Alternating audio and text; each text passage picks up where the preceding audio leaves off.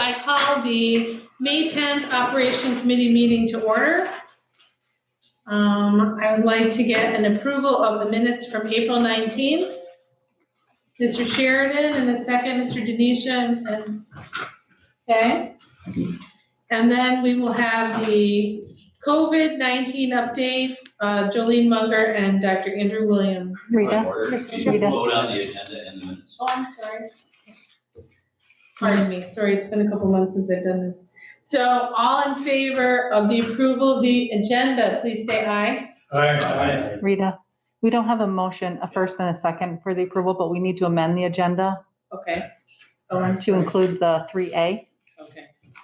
So do you want me to, sorry, everybody, do you want me to do two here first before I do anything else? The minutes are fine. Okay. I'm all set with that if you want to Okay. just do the amending. So, sorry, I have to ask for a motion to amend the agenda to include a presentation from the Messina Fishing Director, Don Meisner, as item 3A, following the COVID-19 update. So moved. Moved by Mr. Akers, second by Mr. Lightfoot.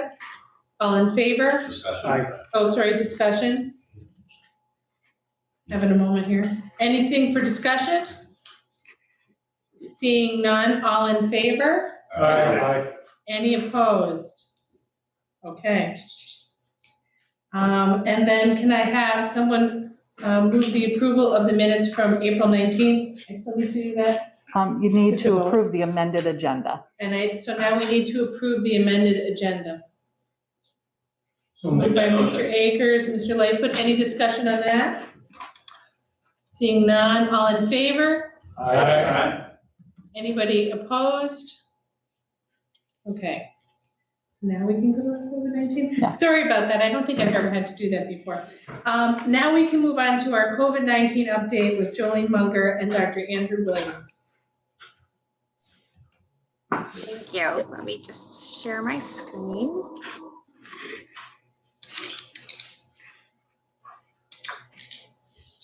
Okay. So as of today, we have 7,277 cases to date. We are down to one current hospitalization. We have 83 active cases and 7,098 individuals have completed isolation. We have 96 cumulative deaths since last March. Our daily hospitalizations have gone down. So like I said, we have one for today, which is fantastic. Our weekly cases, so with 1 day remaining in the reporting week, we have 58 cases this week. Our average new daily cases per week is down to 9.7, and that is with the tomorrow's cases still needing to be added into it. And that is down though from 11.6 from last week. Our school cases for K-12 though do continue to increase. We are averaging so far in May, 14 cases a week. This week we have 19 so far. Our college cases are going down. Last week we had 7. This week we have 4 college cases. And then for our isolation and quarantine numbers, we have 83 active isolation, 457 people on quarantine, and a total of 3,947 individuals have been through the isolation and quarantine process. So I wanted to give a few updates. The residential gathering limits for outdoors as of May 19th is removed and reverting to the social gathering limit of 500 people for space with appropriate social distancing. And then indoor residential gathering limits will increase from 10 to 50 on May 19th. For business capacities, effective May 19th, most business capacities, which are currently based upon a percentage of maximum occupancy, will be removed. You still need to maintain the required social distance of 6 feet.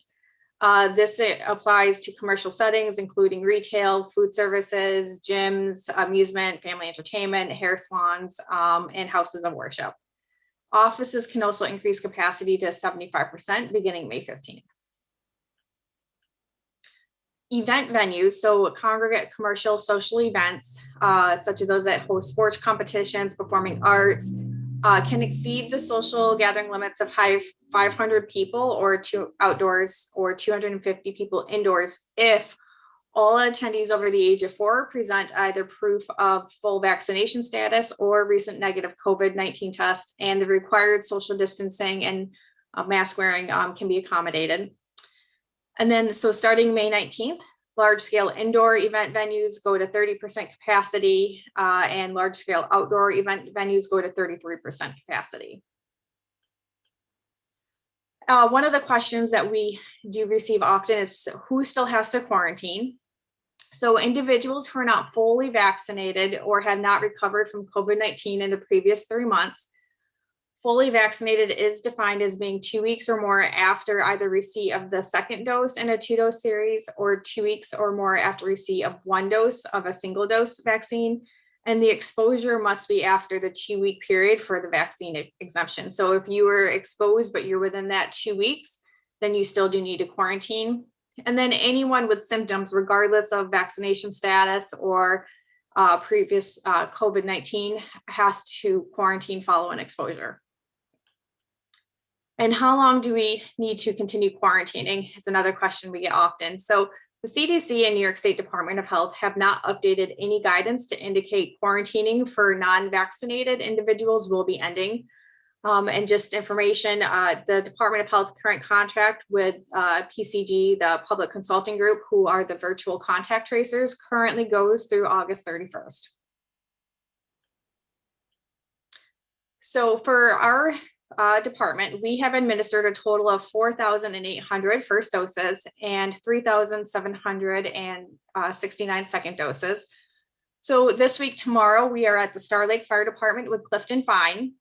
We are hosting a Johnson & Johnson clinic on SUNY Canton for SUNY Canton students and faculty. On Thursday, we are doing a first dose J&J walk-in at the Leahead Fieldhouse at SLU, along with Moderna second doses. And then we're also doing Moderna at Pirates and Rensselaer Falls Fire Department. Next week, we are doing second doses and first doses at Messina Mall. And that will be Johnson & Johnson at the mall. And just another SUNY Potsdam update for the state site. They are now Pfizer second dose only. If you have a scheduled appointment, please keep it. They are still doing second doses. And then beginning, so they switched to Johnson & Johnson on a walk-in basis. Their hours are currently 8 a.m. to 6 p.m. So one thing that has been in the news is that the FDA is set to tentatively approve Pfizer for the 12 to 15-year-olds. This is anticipated this week. We have been getting questions with the state site not providing Pfizer anymore. So we are working with the hospitals and superintendents to be able to provide Pfizer for our community adolescents. Our tentative plans include one large pod with pediatricians on site to answer medical questions, and then smaller on-site clinics at schools. And then where can I find a vaccine provider near me? If you go to vaccines.gov, you can search for a specific type of vaccine, or if you just want to know who has it, that's the best way to go right now. Public health, we will continue to be providing it, and as always, go to the county website for that. Area pharmacies, including some of the private, not just commercial, have it. Kinney's is going to be starting Pfizer next week. Walgreens and Walmart may as well. I'm not sure. I haven't been able to confirm that, but I know for Kinney's, some of their stores will be switching to Pfizer. And then some of the community providers and hospitals also have vaccine available. And then just a staffing update. So our current vacancies, so to go with all the work that we're doing, we currently are still actively looking for the director, the public health nurse, community health nurse, a senior account clerk. We have 2 temporary public health specialist positions available and a temporary public health aide. And we did just fill our coordinator of quality assurance and improvement, and they start on the 18th. And that is all that I have. So I will turn it over to Dr. Williams.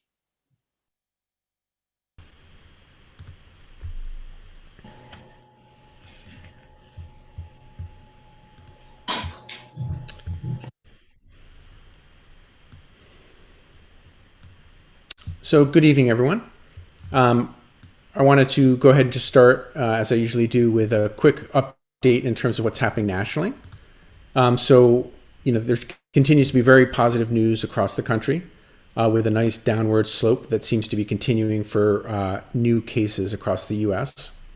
So there's a 29% decrease in the 14-day average, a 14% decrease in hospitalizations, and a 6% decrease in cases, in deaths rather.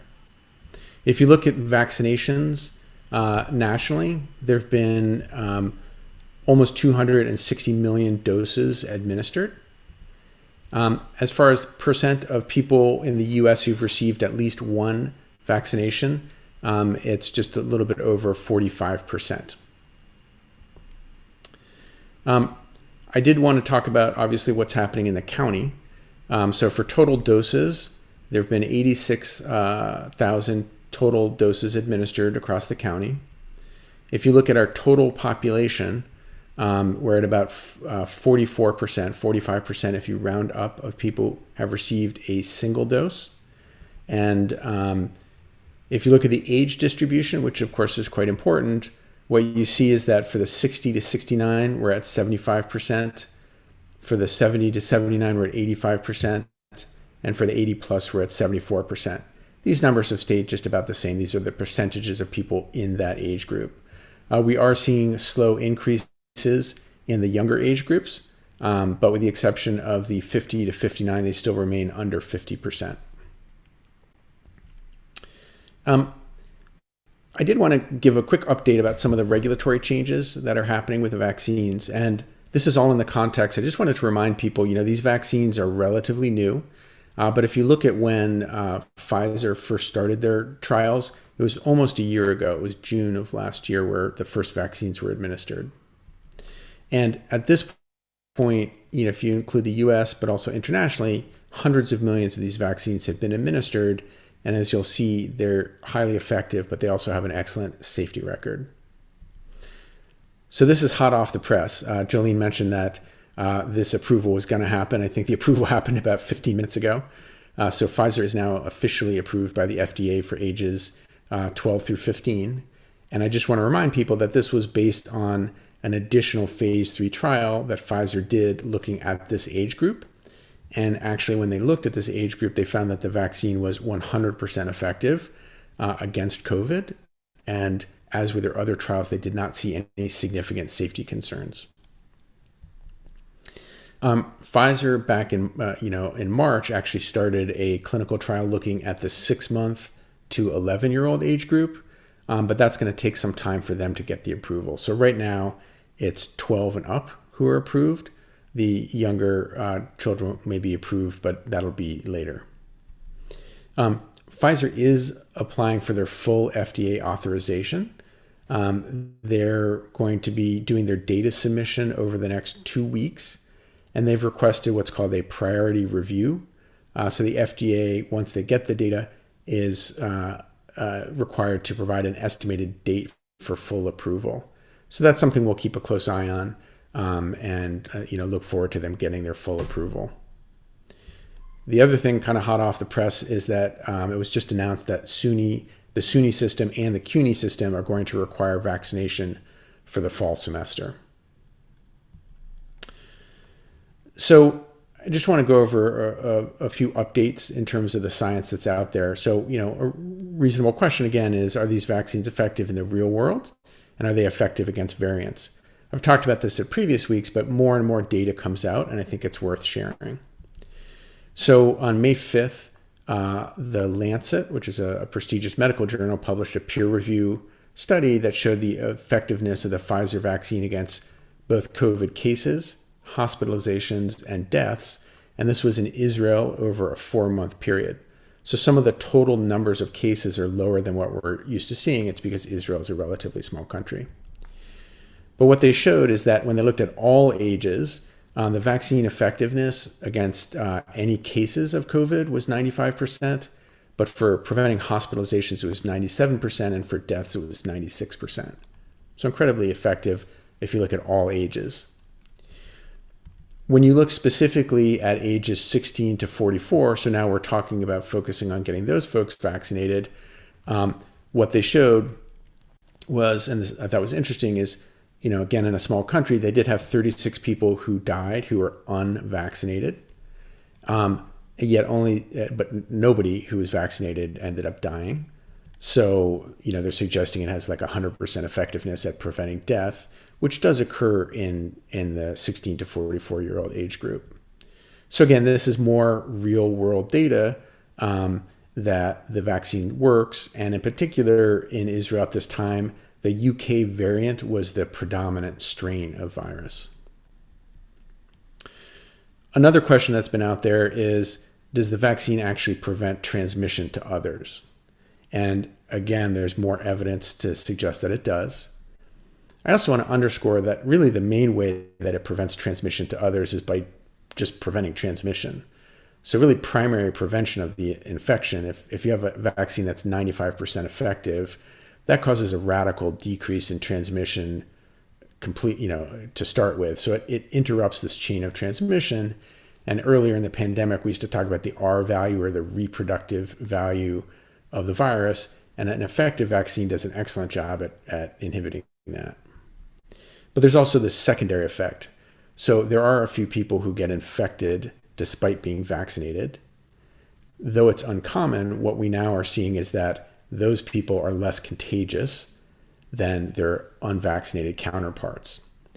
So there was a study in England, and this looked at, even after just a single dose of Pfizer, which is supposed to be 2 shots, and the 1 dose of AstraZeneca, the risk of transmission from a vaccinated individual to people that they lived with, which is the highest risk, they saw a 40 to 50% lower risk of transmission of COVID-19 from patients who'd been vaccinated. And that's people who've frankly been partially vaccinated. So, there's a lot of questions, or lots of, people who are interested in getting vaccinated, but they want to make sure that the vaccines are safe. So I thought it was important to just review the different safety systems that are in place to ensure that these vaccines are not just effective, but that they're safe. So the VSafe program is something that if you get vaccinated, you basically are invited to participate in. So it's a way for you to electronically communicate any symptoms that you might have right after you get vaccinated, or if you should develop symptoms later. It's one of the ways that the FDA and the CDC are able to track things. The other system is the Vaccine Adverse Event Reporting System. And this also lets people, providers, but also individuals, report any side effects that they think could be attributed to the vaccine. And then finally, and in some ways most importantly, is this VSD, which is the Vaccine Safety Data Link. And this is a way for the FDA and the CDC to really keep track of basically any potential adverse reaction from these vaccines, and also to, more importantly, compare to what's happening to people who are unvaccinated. So it really allows them to see if there's what we call a safety signal. And I'll point out that it was this safety system that detected these incredibly rare episodes of CSVT, which was the blood clots with the Johnson & Johnson, and also the allergic reactions that we saw initially with Pfizer and Moderna. So these systems very much work, and they can detect even very rare side effects. And despite millions of vaccines being administered for nearly almost a year, again, starting with the original trials, there really haven't been any additional significant safety signals with Pfizer or Moderna. So, we're talking about the vaccines being safe and the vaccines being effective.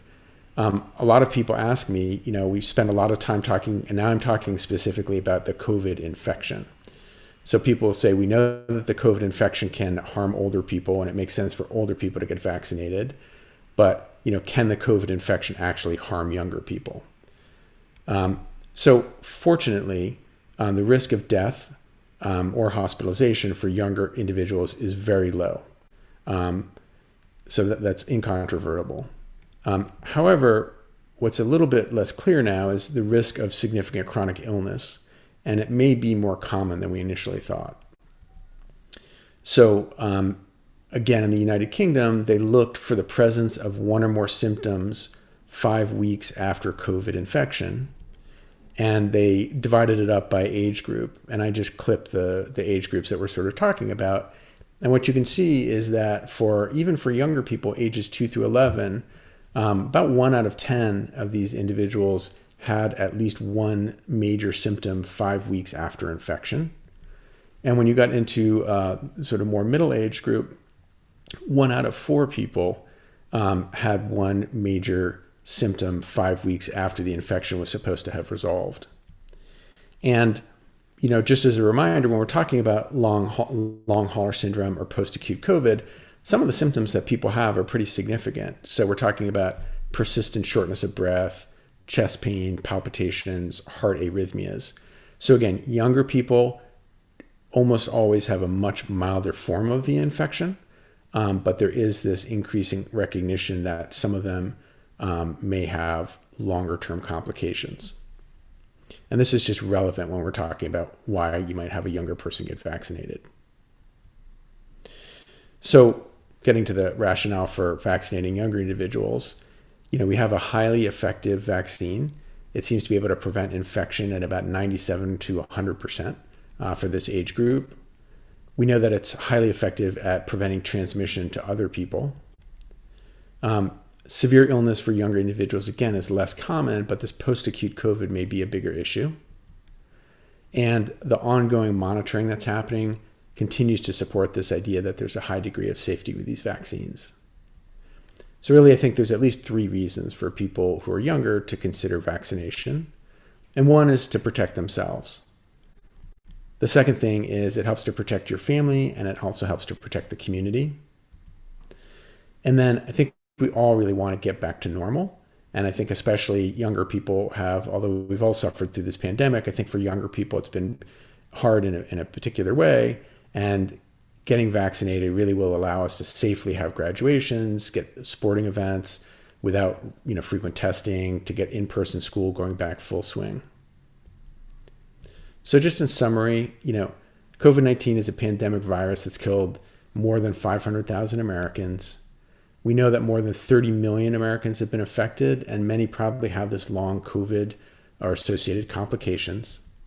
In addition to the actual illness, there's obviously been significant social and economic disruption. Now we have the safe, effective, free vaccination, and it's really turned this into a preventable disease.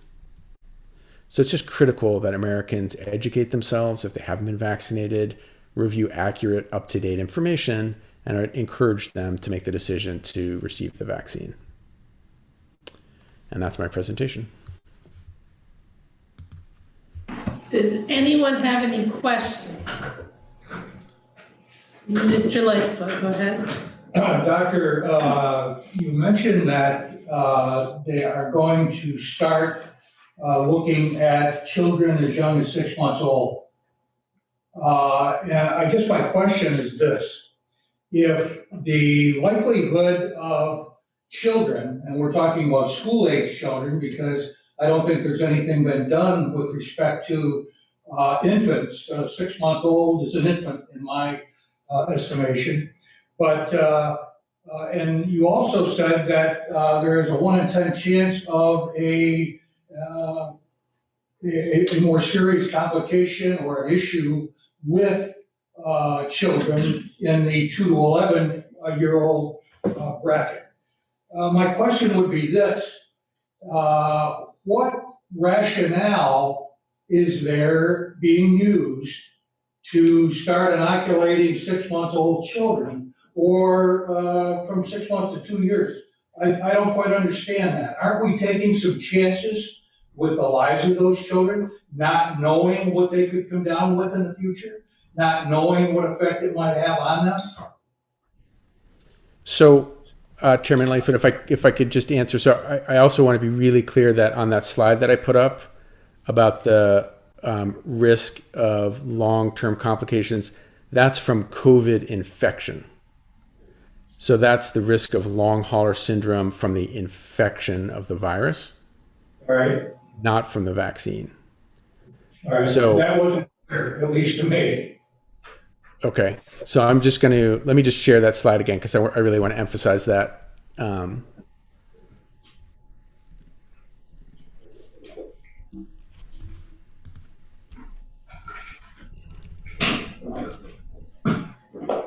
So, so again, just to underscore, so that this is does COVID infection actually harm younger people? And Okay. the reason I brought this up is because, again, COVID infection does have a relatively low risk, a very low risk of death for younger people. So an intelligent question is, if it doesn't really hurt younger people for the most part, why should we vaccinate them? So I just wanted to explain that although it's highly unlikely to cause death in younger people, the COVID infection does have this risk of creating chronic illness.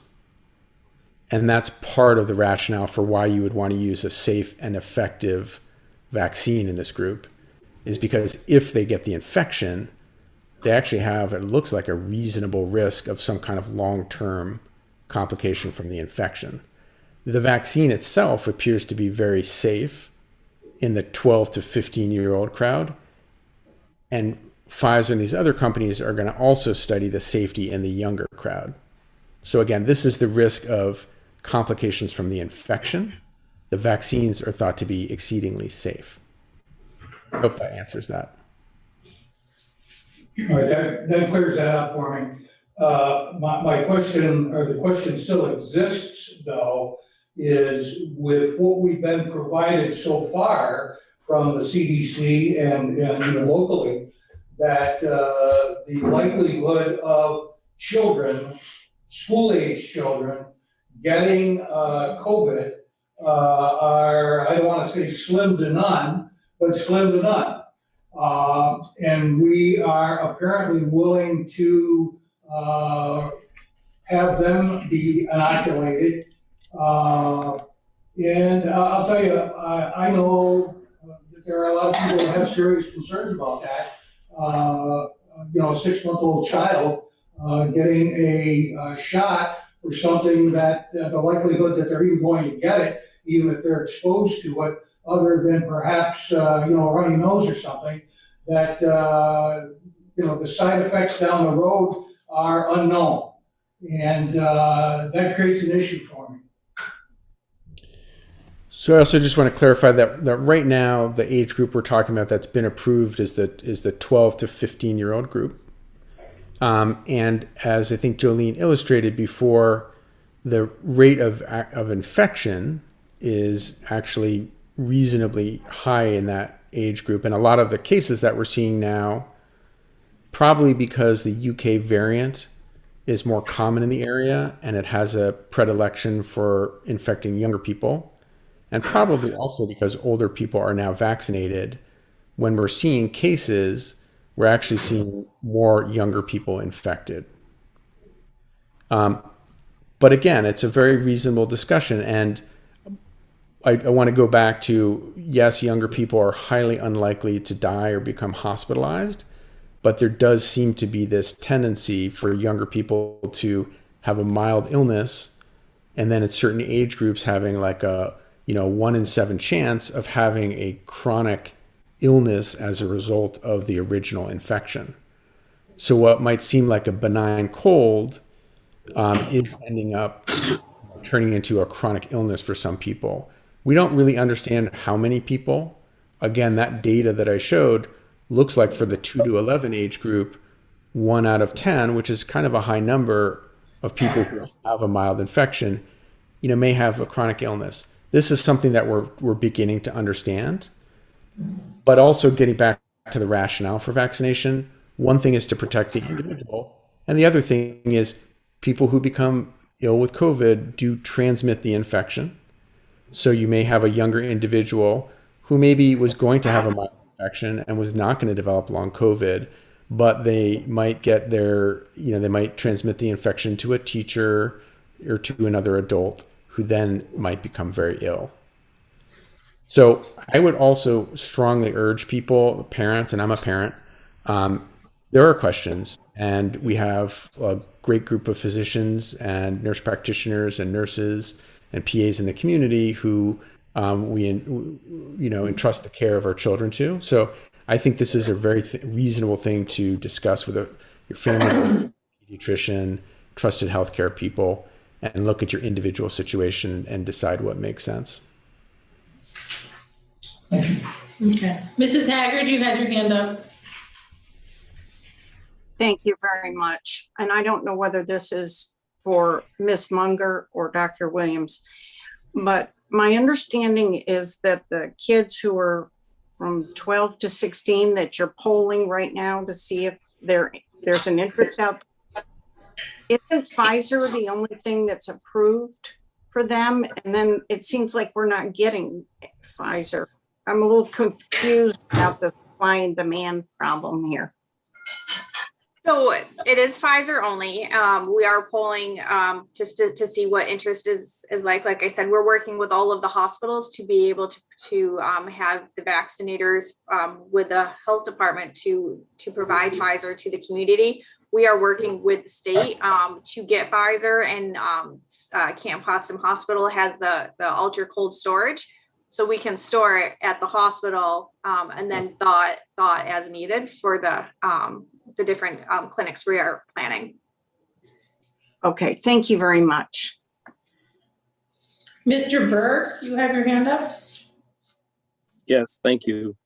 Well, along with Margaret's question, do we know how many 12 to 15-year-olds might be eligible for the vaccine? And again, if you wouldn't mind just touching upon the supply chain, how that looks since this has been, the approval has been anticipated. I'm just wondering, how ready are we? So I don't know our population for the 12 to 15-year-olds. What we are doing is we are just doing a poll of parents, and that goes through Wednesday to see essentially how many would have interest for their kids. We were looking at doing one large pod once it became available. We are tentatively scheduled for May 22nd at St. Lawrence University for an adolescent only pod for that age range, because those are the ones that weren't able to go. 18 and older can go to pharmacies, our other pods or clinics that we are hosting. So we are looking to host one specific for the adolescents, and like I mentioned, we are going to have the pediatricians. So it is, as Dr. Williams said, it is something, questions that parents, will have. So we are looking to have pediatricians for providers to, or for parents to ask questions of. So we have worked with the state. The paperwork is in process to get a tray of Pfizer. It's already currently at CPH. It was not used at the state site. So the paperwork is in process to get that transferred over to us this week. And how many does a tray consist of, Jolene? For Pfizer, it consists of 1,170 doses. Thank you. And then we can also order more as needed. Mr. Aker? So I have a couple questions. Jolene, on these weekly clinics that you're running, how many people are you averaging per day? Do you have any kind of data or estimate? It really does depend on where we are. So Norfolk, we had 28 people. Brazier, Winthrop, we had, I believe, 16. Hopkinton, Fort Jackson, we had 18, which is a little bit lower than what we had. Hewelton, we ended up with 40. Governor was 38. Briar Hill was 20. So and Hammond was, I think, 18. So we're finding it depends on where we are and the type of vaccine. So the first few that we did were Moderna. We tried Johnson & Johnson. We're going back to Moderna. And then our plan is at all of our second dose clinics right now too. We're offering Johnson & Johnson because we're already set up. So we will be doing Johnson & Johnson at our second dose clinics in anticipation of switching to some of our efforts to getting the adolescents vaccinated. Is there a common denominator for age groups that are actually coming to your clinics? No, it's been a range of them still. Okay. So we've had 7,277 cases that we know about. Dr. Williams, do you know how many actual hospitalizations we've had of that 7,277? I don't think, Jolene, I can't give a number. I can't give you a number out of hand. Would you say 5% or less than 5% or? I can get the actual number, but it's certainly a minority of those people. Okay. I guess my point is we've been at this for over a year, both here in this county and nationwide. And there still is not a regimen, a prophylactic regimen for people that have COVID, that from day one or from that first test on, that there is a treatment program that I would have felt that the medical community nationwide, we're into this for 13 months, almost 14 months into this now, that something would have been developed. I think, is it different with this disease as far as the development of a regimen, a recommendation? And why hasn't it occurred? Whether it's go ahead. I'm sorry. Go ahead. No, so I mean, I think there are treatment options for people, especially who are hospitalized and have a need for oxygen, for instance. So there are treatment modalities that can help people have a less severe hospital course. And those are treatments that we administer at our local hospitals. And if you go to a big hospital center, people receive those. What I would say is over the past year, there have been lots of people working very, very hard to try and figure out something that would be truly curative or effective. And you hear a lot of information, a lot of hope. And then when the clinical trials come out, most of these interventions either don't help at all or help just a little bit. So people are still working on, something that would be a curative thing, but it's really not out there. And there's also been a tremendous amount of misinformation. And I think a lot of people have, attached hope to certain therapies that when they're properly studied, turn out that they're not effective. And maybe in some cases they end up being harmful. But there are some treatments that help people, who become ill and are hospitalized, to prevent them from dying from the illness or becoming more ill. But you're right. That's one of the reasons that I think vaccination is so critical, is because there isn't, if there was an antiviral therapy that you could just give people when they got this, vaccination would be less important. But the fact is there isn't.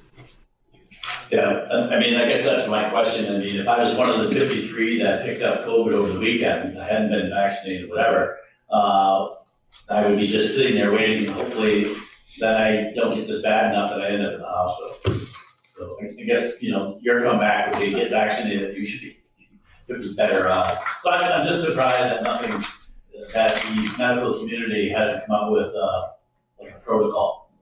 But you addressed it well. The other thing I had was, why are we relying on data from the UK for younger people? We are just not collecting the numbers, or it's not finalized, Dr. Williams, for younger people and how the COVID is?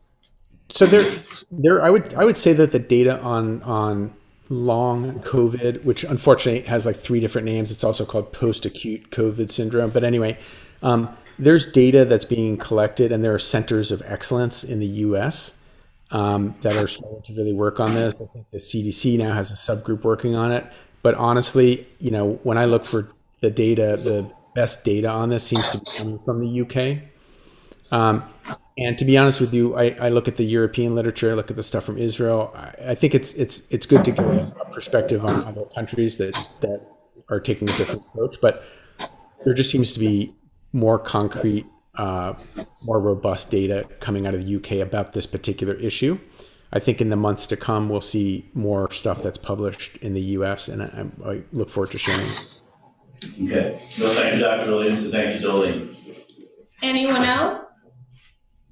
Seeing none, thank you very much, Jolene and Dr. Williams. I guess we'll move on to the next.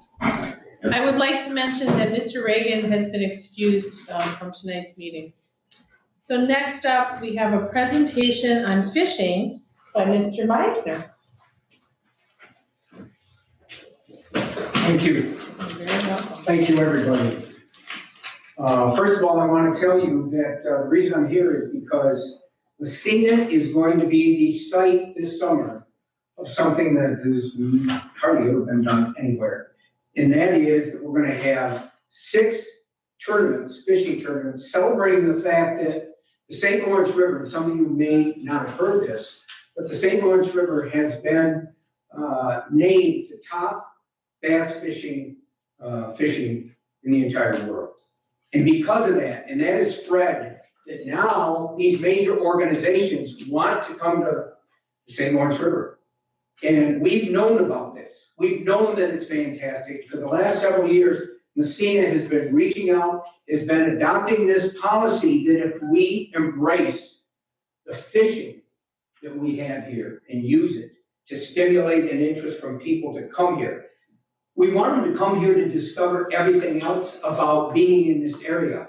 But we know that we have the finest fishing, that they're not going to find someplace else. So that if we can get them here to go fishing, we can have them discover all the other reasons that they should bring their family and their friends and keep coming back here. And so that's really what lies behind this.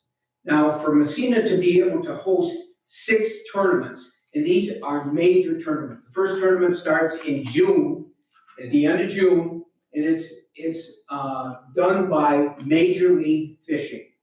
And Major League Fishing right now is the hottest organization in the fishing world.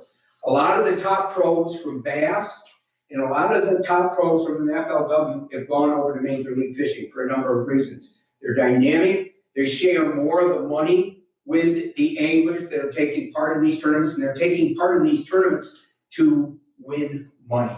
The money payoff is huge. But also Major League Fishing does things a lot different, and that's one of the things we're trying to embrace in this area, and that is they're oriented towards conservation. Instead of taking the fish they catch and putting them in a live well and transporting them for 50, 70 miles along the St. Lawrence River or whatever, they release the fish as soon as they're caught. There's even a penalty if they drop the fish. They have officials in every boat and camera people to capture this, and it's live streamed back, and it appears on both CBS and the Discovery Channel.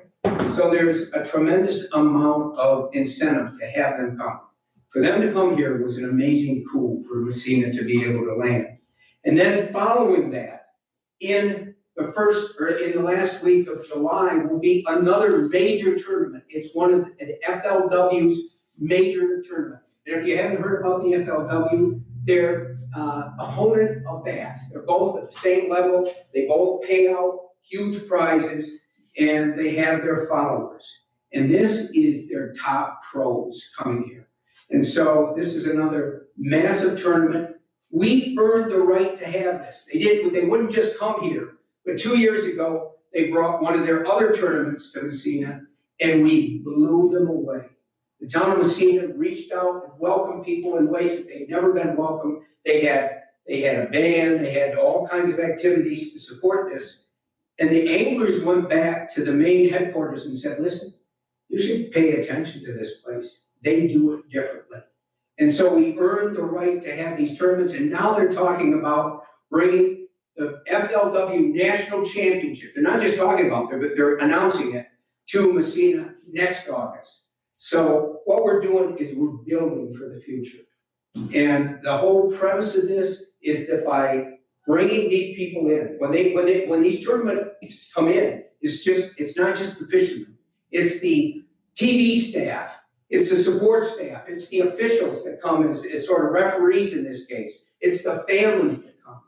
And so what Messina is doing in support of these tournaments is coming up with different activities that can highlight what life here in the North Country is about. And I want to refer to the very first tournament, this Major League Fishing.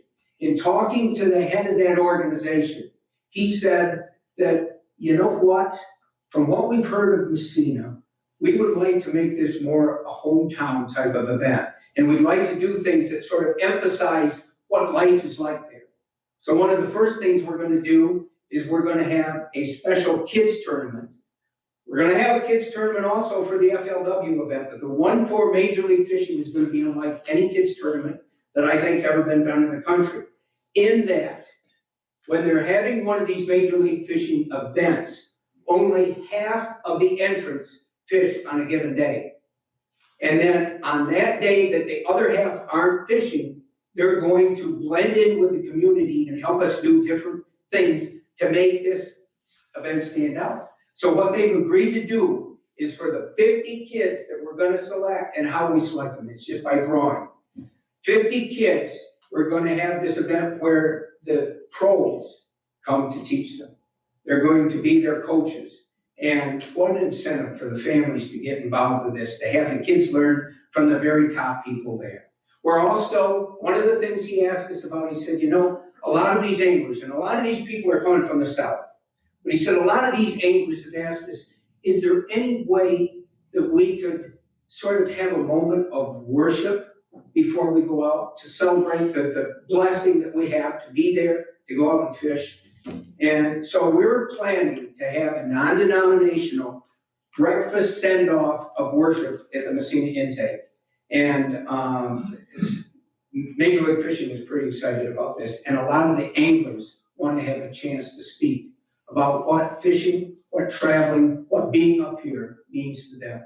So these are some of the things we're doing. We put together this so that you can read all this later, but you can get, it breaks down what these tournaments are, what we're doing, the cost that we project to be able to put this all together, and our take on what we think it's going to do for the area. Because I keep talking about Messina.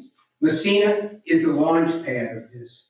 But when these people come here, when I talked to Michael Malone today, who's the head of the Major League Fishing, I said, Michael, give me a sense of the economic impact that these tournaments have on an area, because they've broken it all down. It's necessary that they do so the communities can understand why to do this. And he says for our event, like we're bringing to Messina, it averages about $2.7 million of economic impact. That's the close term, the immediate impact. The long term is far greater than that. And we can only build that by making these successful. He says that we're talking 1,800 motel rooms. The motels in every community around, already for this event, they've booked up motel rooms in Potsdam and Canton and all over. Every one of our communities are going to benefit. And when we give them their welcome packet, we're going to give them things for the family and people to do when they're here. It's not just to go fishing. We're going to give them ideas that they can go in day trips or hour trips around our area to enjoy their stay here. So I got to tell you, this is something that has been my labor of love for the past several years. I remember coming here and talking to some of you earlier when we first brought Bass here to Waddington. And because people didn't know about it, they didn't know what a tournament would be like. You know, one of the things that we're having is a concert in the park, at Springs Park, to launch our first tournament. We'll have a bass boat there, and we'll be able to explain to people that they can see what this is all about. They can see what these tournaments really reflect in terms of fishing. So, but we need help. This is an ambitious program that the scene is launched into. It reflects years of building to this point.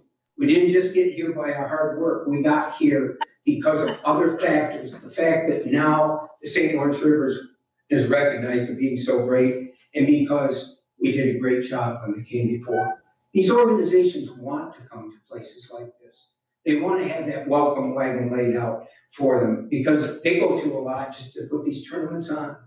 So I'm here to ask you in any ways that you can to help us so that we can make this summer, as we branded it now, the summer of excitement. This is our season of excitement that we're embarking on. And we want to make this not only successful for now, not only successful for Messina, but for the entire North Country area. We're different up here. And with the incredible burden of what COVID has placed on people's lives, how it's changed not only their well-being, but also their desire to find an escape, to find a way to to get back to the life that they once had. And so people are flocking to rural areas. They're buying up homes in rural areas. And our area is basically rural. It basically allows them an area to come to where they can feel safer, where they can start enjoying the way life used to be, because that's pretty much, I think, one of the wonderful draws of our area. So again, any questions you might have, I've only touched on this, but hopefully the packet that we put together will explain what we're doing. Each event is listed, the times, the events that we're doing around it. We've had tremendous support from the town of Louisville, who's partnering with us. St. Lawrence Center is going to be the center of all these areas where they have registration, where they have indoctrination and so forth. And you know, it takes a number of people, a number of volunteers, a number of people that have the same belief, the same desire, the same sense that this is something for our area. I watched what happened in 2013 when Bass first came here, and I watched the change in the local people and how they felt. They had something to be proud of.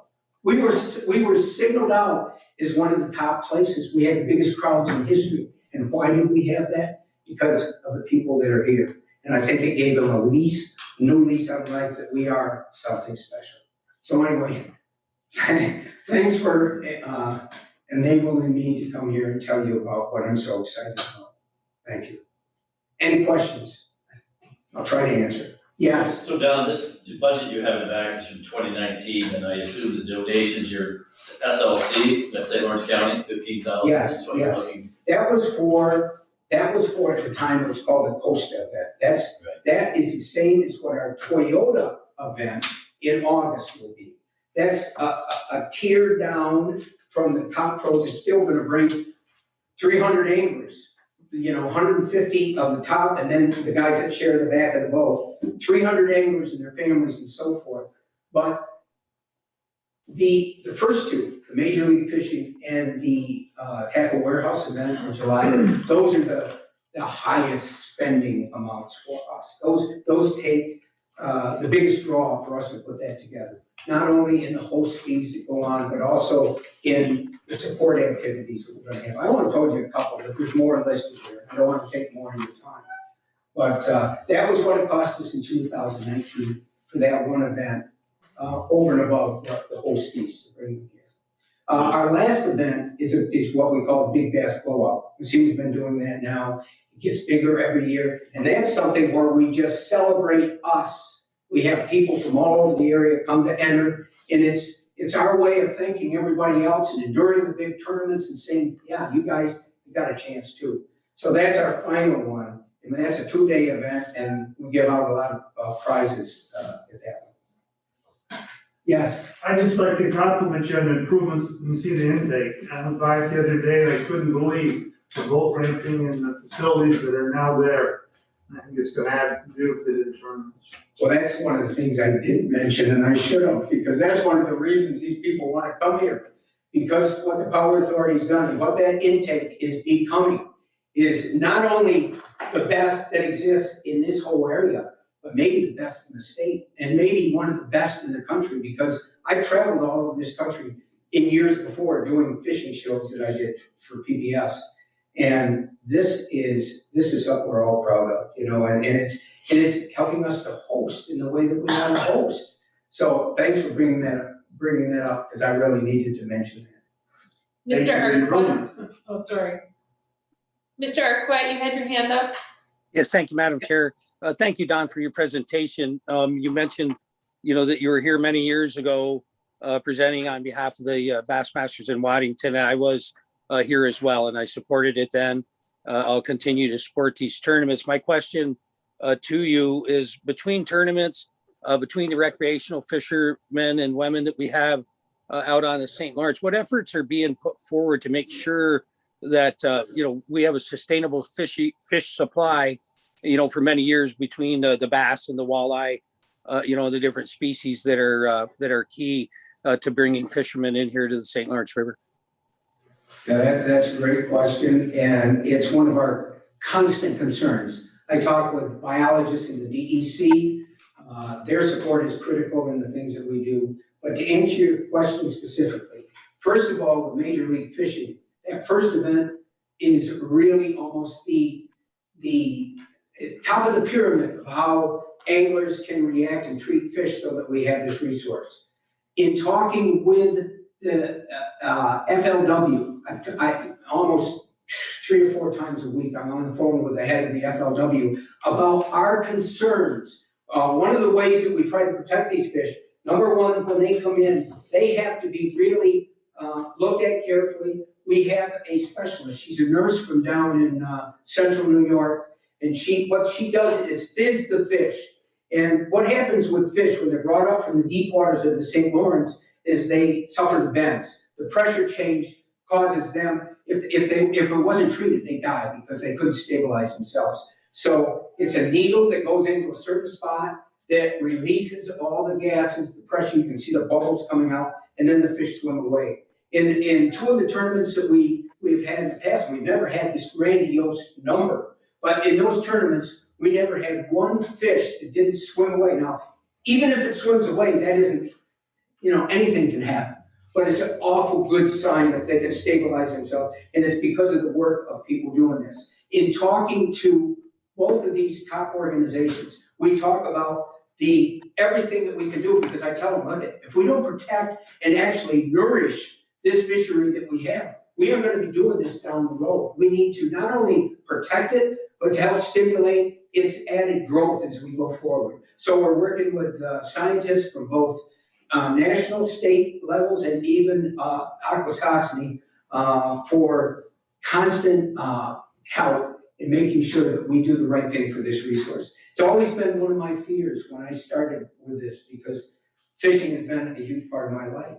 And I will tell you that these big organizations have done a tremendous amount, not only in helping maintain these fisheries, but in the education that they put forth for other people to copy, because these fishermen that are here will copy what they do.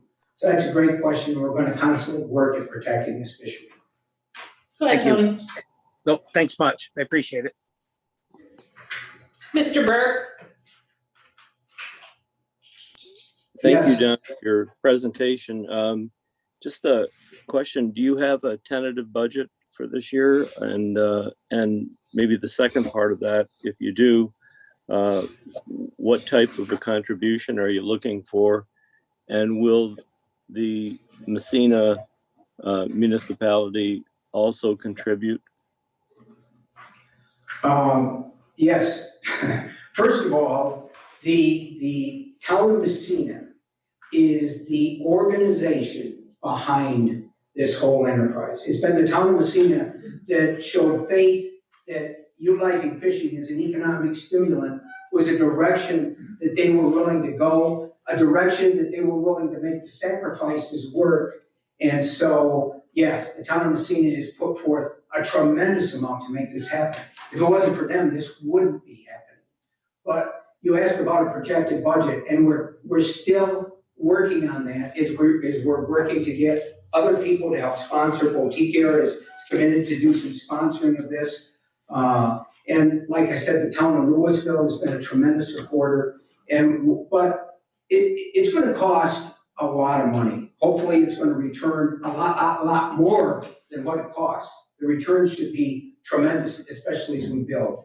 But if back in 2019 for our coast event, this organization here gave us, if I remember correct, and you had that right in front of you, didn't you? It wasn't $15,000. $15,000 in 2019, for Costa. Yes, tournament, yeah. yes.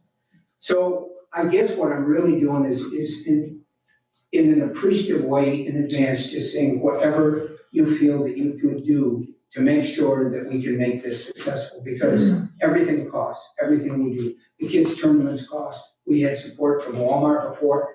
It's a lot tougher to get some of this support since COVID, because the businesses aren't in the same shape that they once were. We're hoping that this is a stimulant to help that go forward. I really don't want to monopolize time. This is something that we're working on every day. I know I've talked to people that have just opened up new shops in this area, new sporting goods stores. And hopefully this is going to be a stimulant for them to grow as we get more interest and more people. I wanted to, just one final thought I wanted to leave everybody with is the fact that we're putting such an emphasis on getting our kids involved in what we do. And we're doing that because of some of the things that have happened. Kids go through an awful lot, they're going through even more now.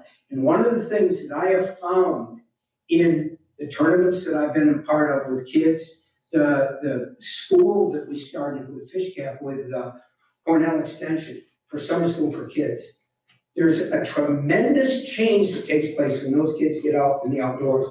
You see social economic groups that clash, the bullying that took place before. Out there along the water, that seems to disappear. You see kids mingling that would never mingle before.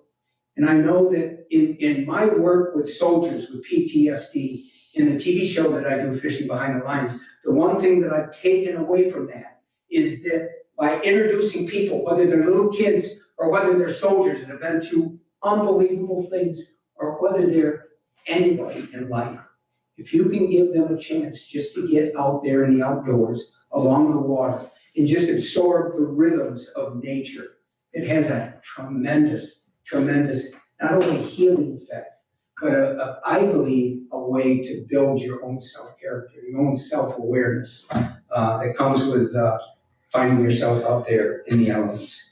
So anyway, yes. We have another question, Mr. Denisha? Don, thank you for coming. I appreciate it. I recognize how important the fishing is to St. Lawrence County. It started obviously in Waddington. Messina has always been good, and I think I worked in Messina for years, and the aluminum industry is pretty much on its last legs. Obviously, General Motors is gone. Messina is not the town that it used to be, and I think by concentrating on the fishing, which is a huge asset, that's what we need to concentrate on. But there is a stigma attached to this, and let me explain. Part of the stigma that was attached to the Waddington tournament was it's really tough to get, the area that I represent is in the southern part of the county.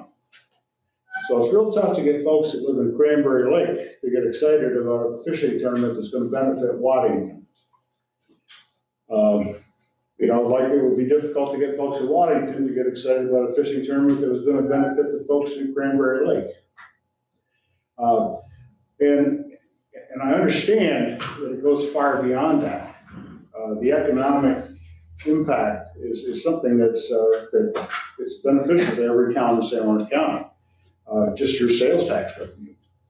The more sales tax revenue is generated by the Messina tournaments, the Waddington tournament, that benefits St. Lawrence County. It benefits all the citizens in the county. So it's far-reaching. So the only reason I say that is we talked about the Waddington tournament. We talked about the Messina tournament. If there were some way that we could make it a St. Lawrence County series, just a thought. Well, I'd like to answer that a little bit. There's a couple things that you brought out, and there's a couple answers that I have. First of all, yes, Cranberry Lake is a long ways away from Messina and Waddington. But what I believe very strongly, and again, I'm going to go back to my roots, which is the development and giving my whole life really to Fish Cap, which was designed to do the very thing that you're talking about. But if people come up here and they are enamored with what they see over and above the fishing and decide to come up here for vacations, that's going to spread out, because Cranberry Lake offers something that no other part of St. Lawrence County can. It has its own unique, special appeal. And I think by bringing big numbers of people to one part of our county, it's going to spill over. Not only is it going to spill over through motels and restaurants and so forth, but it's going to spill over in that if they want to discover what this area really is, they're going to explore these other nether regions of the county.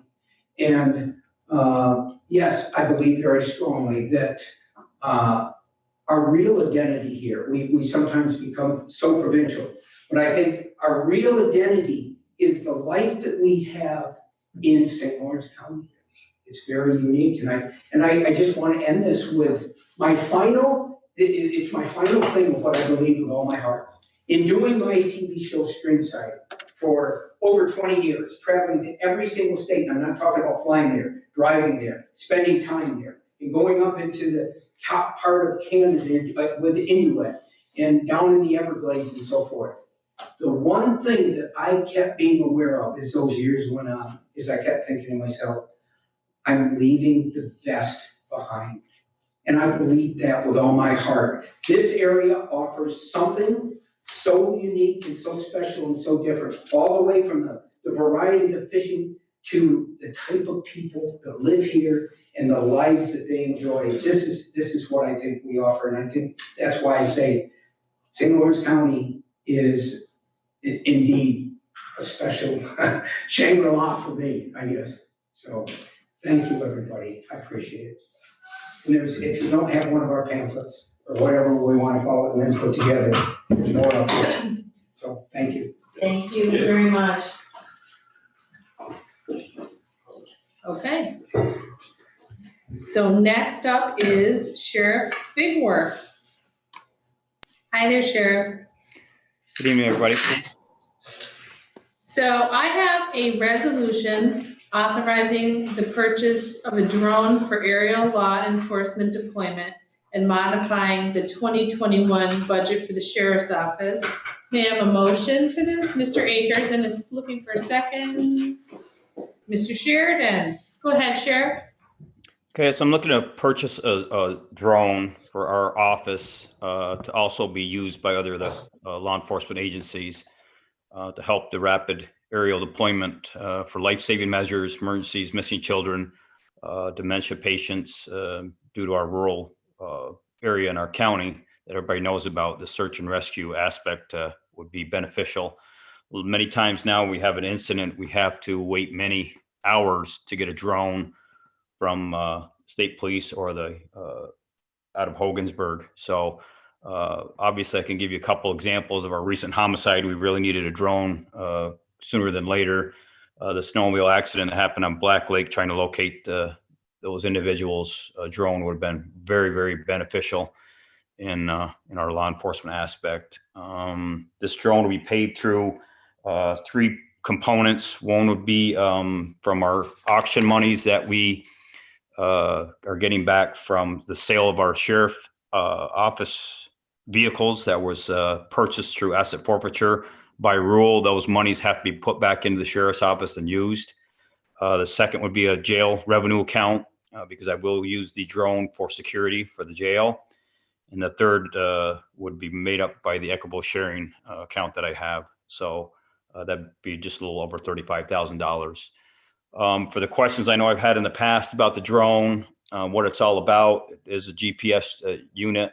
It has FLIR capability, that stands for forward-looking infrared. So heat seeking at night, it does work very, very well. This also have a spotlight capability where it'll light up a scene if we really need to use it for emergency situations. We have to have pilots that are trained. They actually have to go to a pilot school. There has to be a policy and procedure that's to be developed. Obviously, we will do that. And I know another question was the respect of the privacy of the the St. Lawrence County citizens.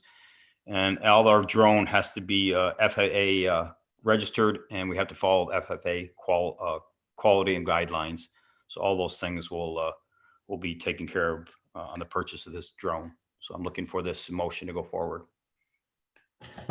Does anyone have any questions? Mr. Akers. So Sheriff, I know I'll have constituents, I support this resolution, but I know we'll have constituents actually talking about privacy. Could you talk about airspace and if special permission or warrants necessary, or can you talk about that a little bit? Yeah, so the FFA has, there's guidelines right on the website that the do's and don'ts of a drone. And obviously if you're going to get into certain capabilities with a search warrant. So it kind of follows along all your law rules and FFA rules.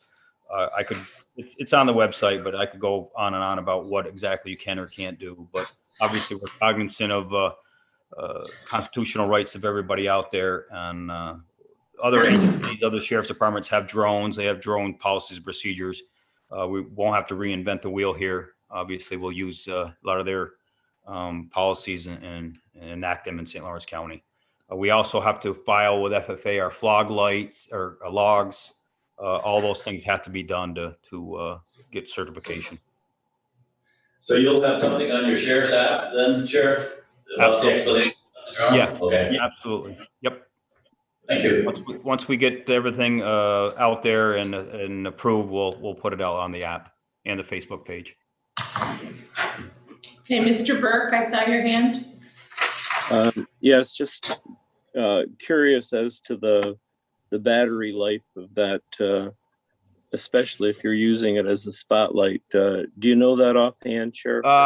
They can last from 30 minutes to an hour, depending on what you use. If you're using the FLIR unit, it uses more energy. If you're using the spotlight, it uses more energy.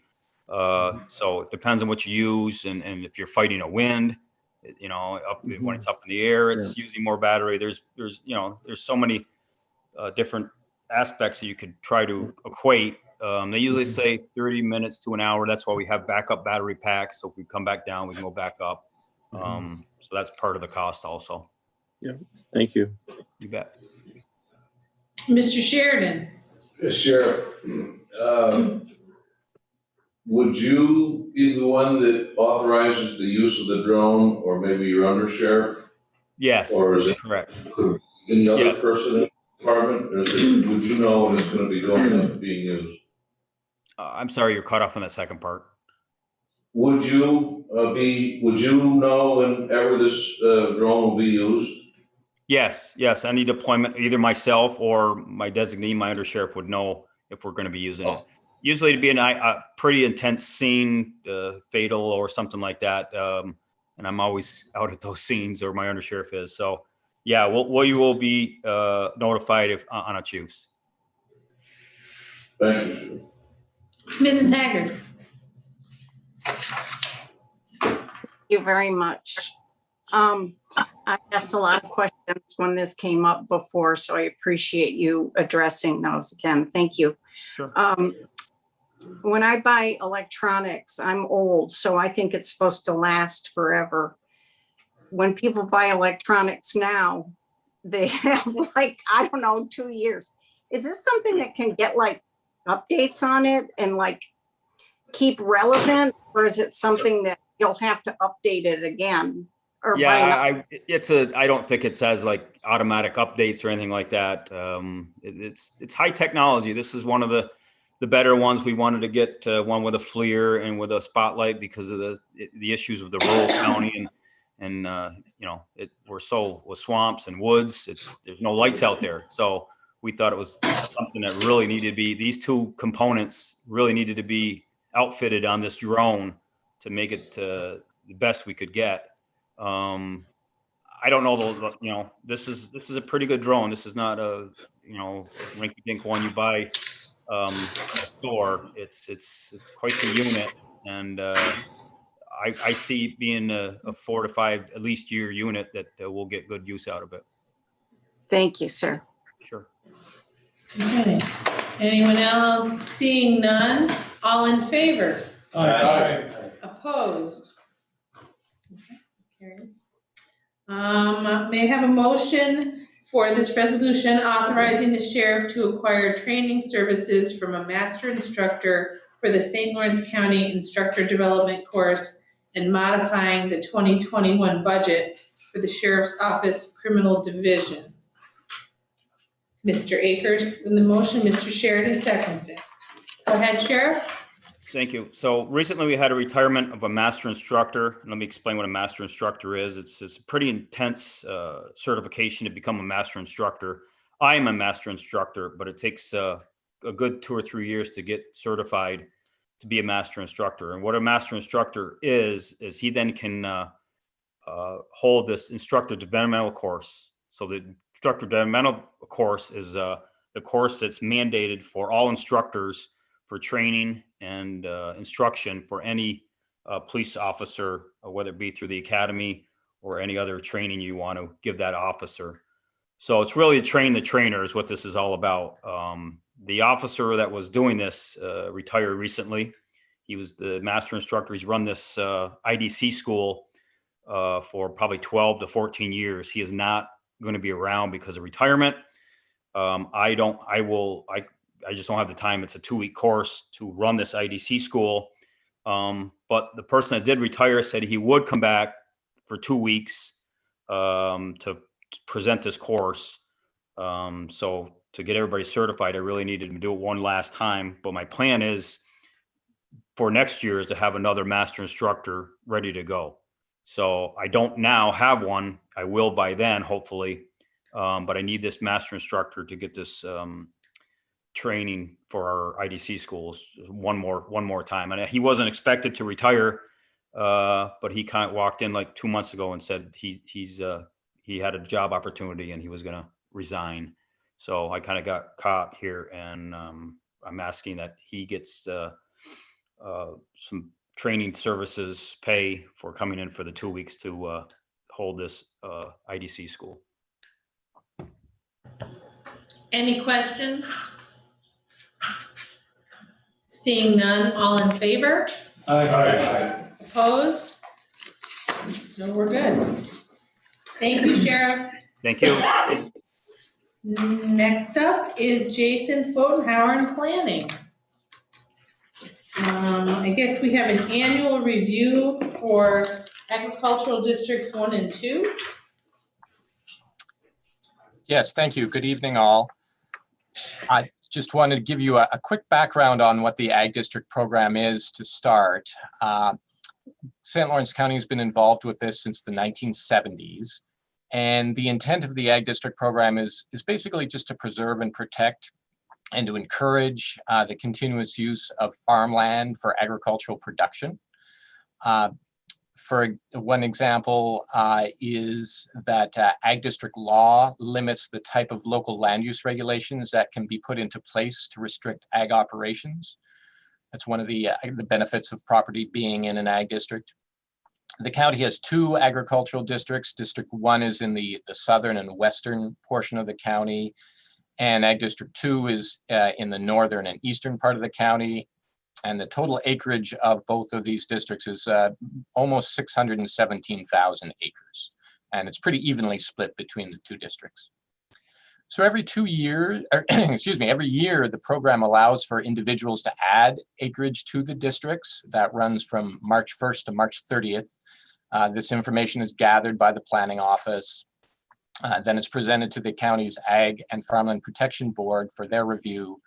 And then once it's reviewed by the Ag Board, it's forwarded on to your board for adoption. So the Ag Board reviewed 15 specific requests.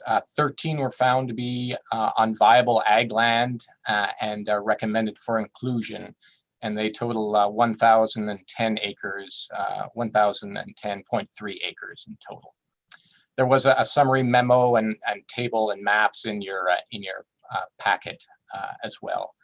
And the following resolution does specifically ask for the inclusion of those 1,000 plus acres. Okay. So may I have a motion to move the resolution adding 13 parcels totaling 1,010.3 acres to the agricultural district 2? So moved. By Mr. Denisha, seconded by Mr. Akers. Does anyone have any questions? David Forsythe, your hand's up. Yes, it is. Thank you. Jason, thank you. My question is solar. When someone has an ag exemption, how does solar come into play? The solar is not considered an agricultural operation, so you would lose your ag exemption if you were to put solar onto your parcel that was receiving an ag exemption. Okay, so once solar goes on, ag is out. Okay, correct. That was just my question. Thank you. Any other questions? Seeing, oh, sorry, Mr. Akers? Well, it's just a follow-up, and if that's the case, and then most of these, if not all these energy companies, Jason, are requiring pilots, are they not? That's the direction that the county has given to these developers, yes, that they do want to secure a pilot. So there is a pilot. The pilot only addresses the improvement to the property. So there would be a baseline assessed value on the existing parcel, and then the improvement, the pilot would be for the improvement or the solar installation.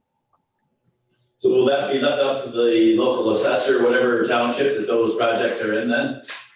Yes, yeah, we have a running list of all the solar parcels that we have, and we share those with real property and with the local assessors. So you're giving recommendations to the local assessors then, or local assessors reaching out to the planning department for assistance in this matter?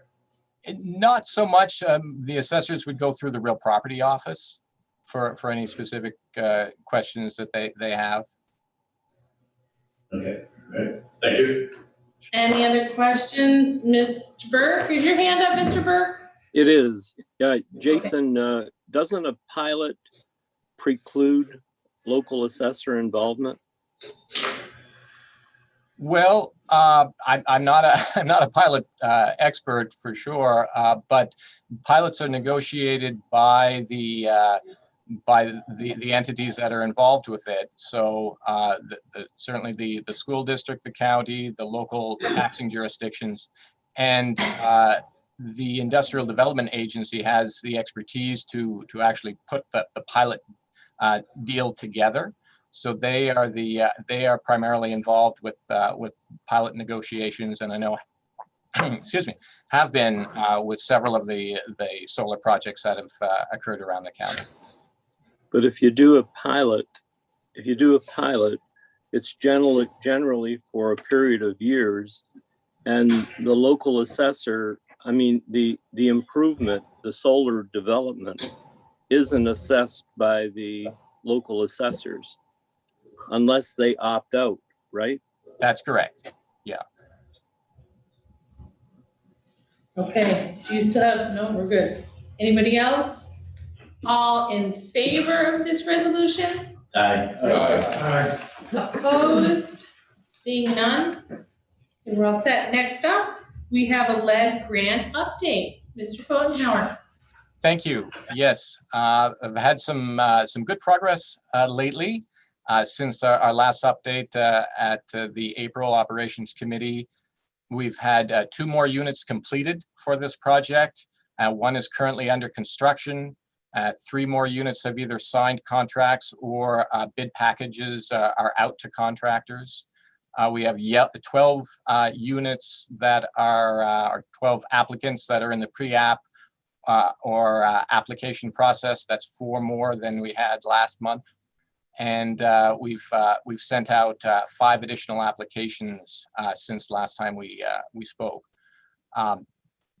In addition, there's still the continued great work that public health is doing with the advertisement of this program. In addition to that, we've augmented their advertising with the distribution of a number of flyers. We've sent 600 flyers out to various food pantries around the county, and we've got another 600 that have been requested. So about 1,200 flyers going out through the food pantry program. We've also, we continue to meet bi-weekly, I guess it is, every 2 weeks with our HUD representative, just to make sure that they're checking in. We're giving them continuous updates on the progress of the project. And last week, we also submitted information to HUD regarding the annual risk analysis that is assessed by HUD on a yearly basis.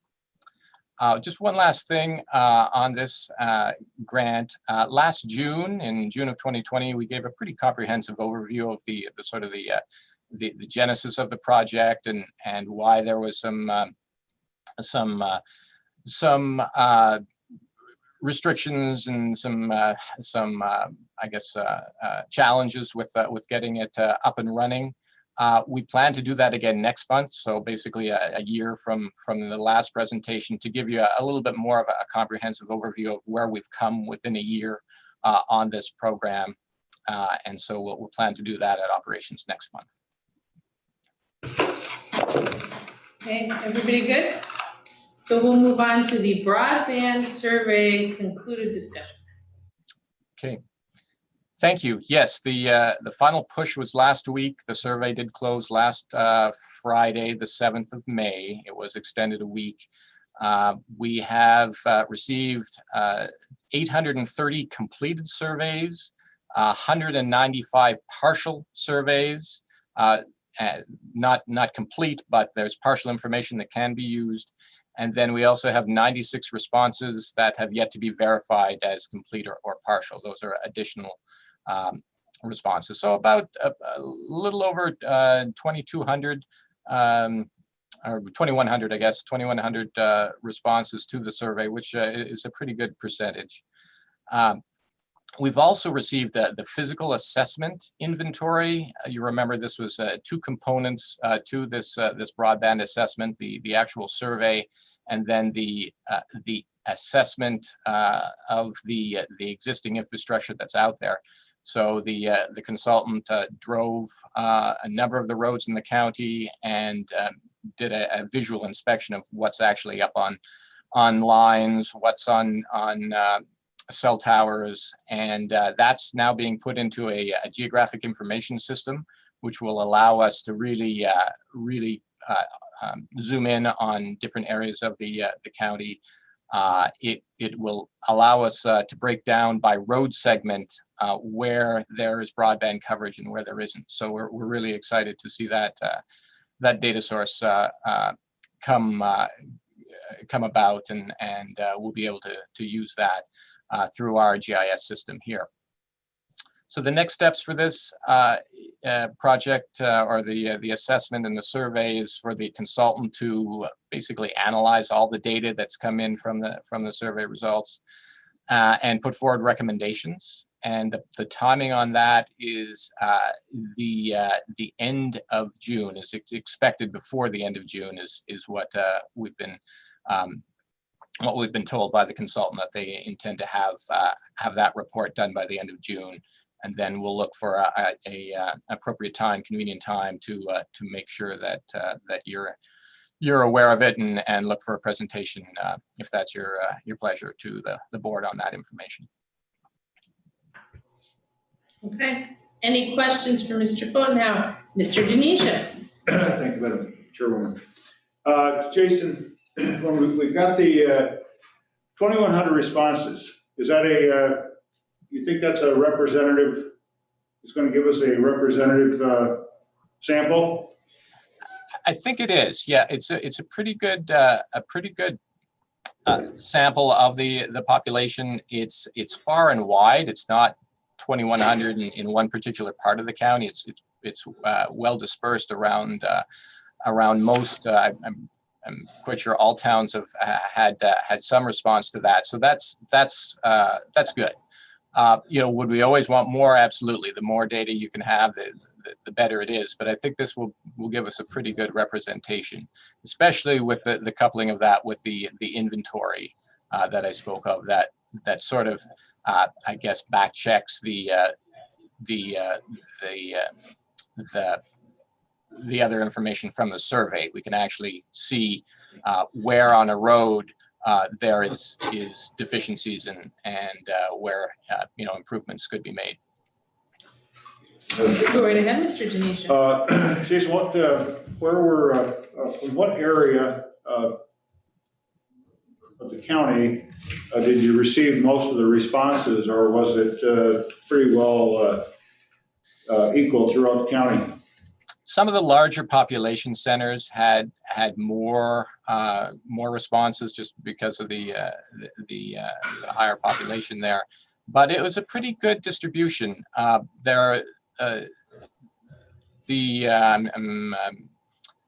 Just thinking of the table that I saw most recently, and Yeah, I would say it's a pretty even distribution. Certain areas, the Adirondack Park area had fewer responses, again, less population, less access to broadband there.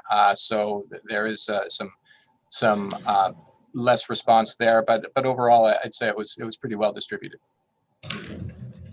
Okay, thank you. Does anyone else have any questions? Mr. Pfotenhauer, thank you for your time. Thank you very much. Have a good evening. Next up is the Vacancy Review Committee. So you have the vacancy review summary in your agendas. This month, we saw 4 departments bring 15 positions, 10 new for consideration, and 5 existing. Just to give you the statistical update I like to provide, since August of last year, 124 positions have come through.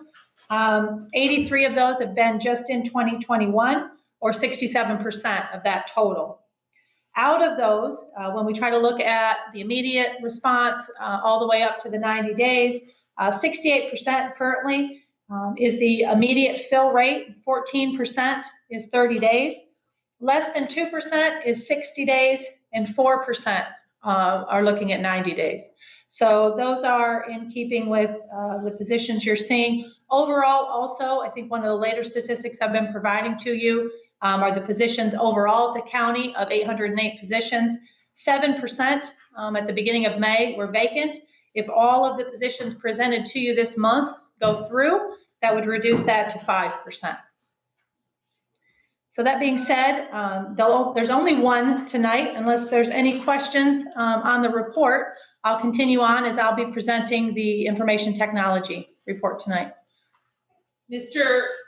Forsythe. Thank you, Rita. Ruth, one more statistic. How many are new positions? I can get that for you. I can get that for you. Okay, I'd just be curious what that number was. Okay, thank you. You bet. Go right ahead. Okay, so the request in front of you this evening is actually a second trip through the Vacancy Review Committee and forwarded this month. It was originally presented in a way that we were looking to abolish and create. However, upon further review and many conversations, looking at more of a practice, what we preach about succession planning, we're looking at leaving the information services manager in place and creating the information technology director position. Now, some of you may recall back in 2008, if you reflect on the vacancy for a moment, that position was originally created at the county, and it was filled for about 1.5 to 2 years. Since that time, which approximately is about going on 11 years, we have shared that responsibility between department heads. First, it was our retired planning director, and most recently, it was our now retired governmental services director. And we had the luxury of very long tenured department heads who were able to step back a little bit, also contribute on the budget team, as well as contribute in department head level responsibilities in information technology. I believe it's important to recommend to our department heads, and therefore I believe it's important for me to practice bringing to you when our needs change so that you can evaluate if in fact you agree that when we ask departments to bring forward positions we need, to recommend positions we may not need any longer, but also when there is a need present that we make you aware of that. And in this situation, I think the last year with COVID has highlighted the importance of information technology like no other year I can remember. Having to go remote within 48 hours and doing it successfully is a remarkable task that I don't think we could spend enough time talking about how IT managed that effort. We forged new partnerships with BOCES. We were able to borrow some of the computers they were not using at the time because we certainly were not staffed with laptop computers for all of our staff who had to immediately go home. We've been making efforts to convert where needed from a desktop setup to a laptop with a docking station because there's a lot of field work that we do or folks work on things outside of the office environment. So that was already progressing. and budgeted funds when we planned in 2020 for 2021 or 19 for 20 had been set aside to continue that effort and make laptops available.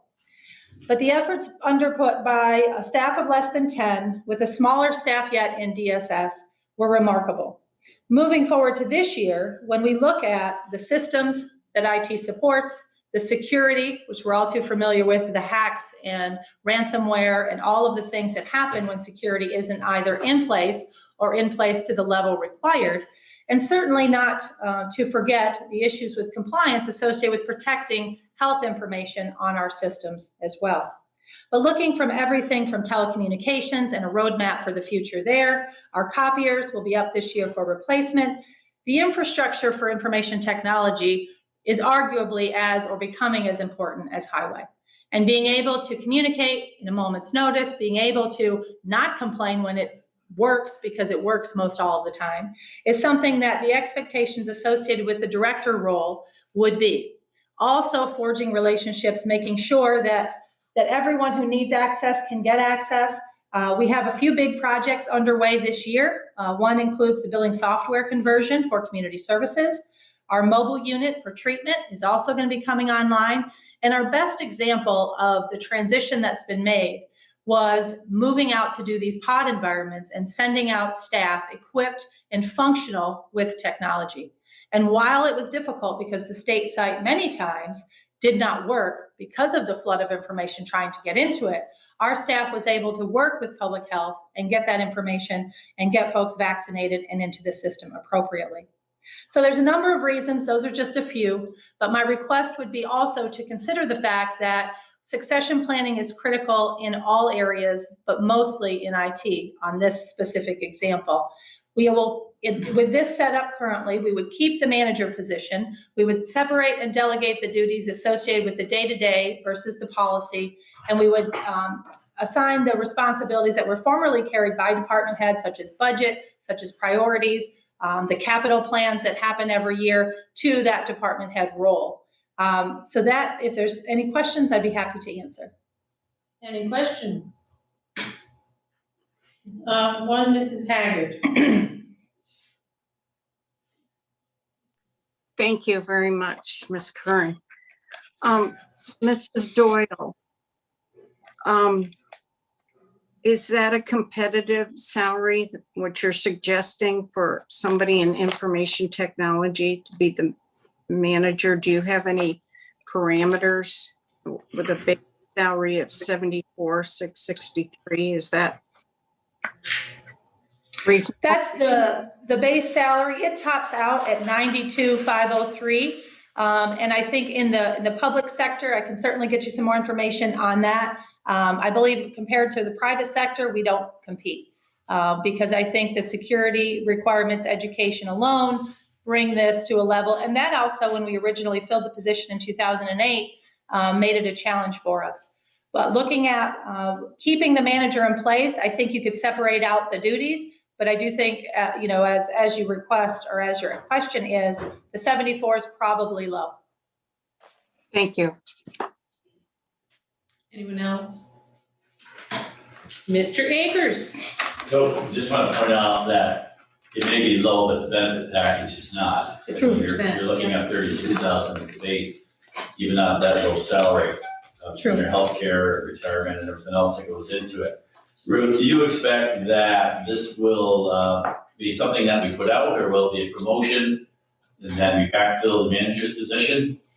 I think being a competitive position, this is tested. So I think that anything can happen. We do have internal candidate interested in the role, but they'll have to compete by exam. Other questions? When will that exam be given? That is an interesting question. And the reason is civil service is just starting to schedule exams again, post-COVID pause. So that exam was ordered last week. And that hopefully will be in the next 3 months, but we don't have control over when those are scheduled. Thank you. Mr. Burke, did I see your hand up? You did. Thank you. Do we contract out for security from malware? And I guess, the recent events with the the pipeline makes you wonder how vulnerable we are, and if this would be part of the new director's responsibility to protect us from malware. Can I answer? No, of course. So with regard to the municipal side, the state provides what's called a CERT team. And if you recall, I believe it was 2018 when our website was hijacked, if you will, and we had to work with the state to gain that back. They have since that time, it's been shared with me that they monitor our website, they monitor our systems, and they can, at our request, of which most recently, less than a month ago, we had an unusual circumstances they're helping us out with. So we have consultants, I think, that keep us abreast of some of the challenges that are out there. But we work with the state typically for the scans of our systems and any exposures to weakness. Thank you. Did you have your hand? Yeah. Mr. Denisha. Just a couple comments, Ruth. I think, obviously the IT today is as important, if not more important, than keeping the lights on. Because IT helps us keep the lights on.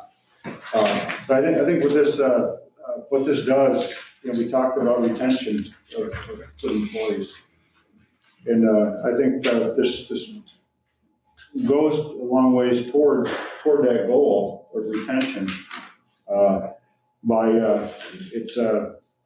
It expands career path, and it also feeds into our succession planning.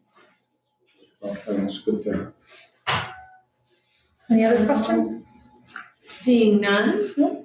So the only other thing I wanted to report on, and I should have done it under the summary, was the total number of positions you've entrusted me to hire on a temporary basis.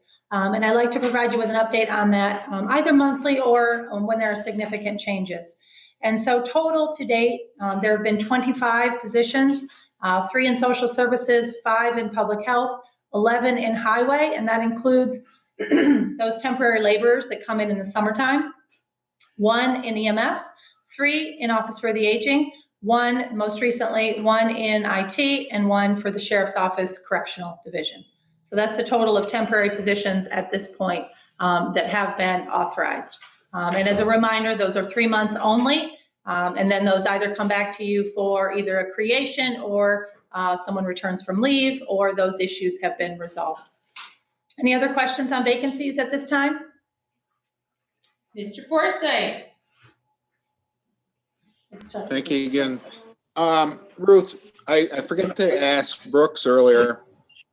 The jail count, I'm curious of the jail count. January was 1 year since we could reevaluate the number of positions at the jail. I'm curious how those numbers are trending, if there's been a startup to check on what the minimum staffing level should be and all that. So maybe an update on the jail would be nice as far as that. We can certainly do that. I know at the last part of last week, the jail count was 118. And I believe that there were conversations about that, but certainly a concern expressed with overtime associated with a variety of things at the jail that I apprised the board on probably a month ago now. So there's a lot of unique situations at the jail that require additional staffing, one-on-one watches, things of that nature. We certainly can get you an update on that. Just out of curiosity. Thank you. Yep. You bet. Okay. Gracefully moving on to the county administrator's report. Yes, a few items to give you an update on. I first, as I typically have been, providing you just a short COVID update. I did want to clarify, I think that there were a number of responses in the media last week after our conversation at the board meeting associated with our reopening plans, and these are tentative. Our efforts are to monitor what's happening. Tomorrow will be the 20th day or the 14th business day since our employees returned 100% staffing on site. And as you're hearing and seeing, the cases are with only, I believe, 1 hospitalized, better, I think, than when we brought everyone back. I think we were hovering around the 5 or 6 hospitalized at that time. So we continue to monitor. We have not seen cases associated with the return that we're aware of. We are continuing our cleaning response and efforts during the day, having the wipe downs, having all of the modifications left in place, and that will also be our plan should we move forward on June 1st following the holiday. So our neighbors in Jefferson, if you recall, they brought folks back a little earlier than we did. They are open. Lewis is also open, as well as Clinton, and I've got questions out certainly with our counterparts as well.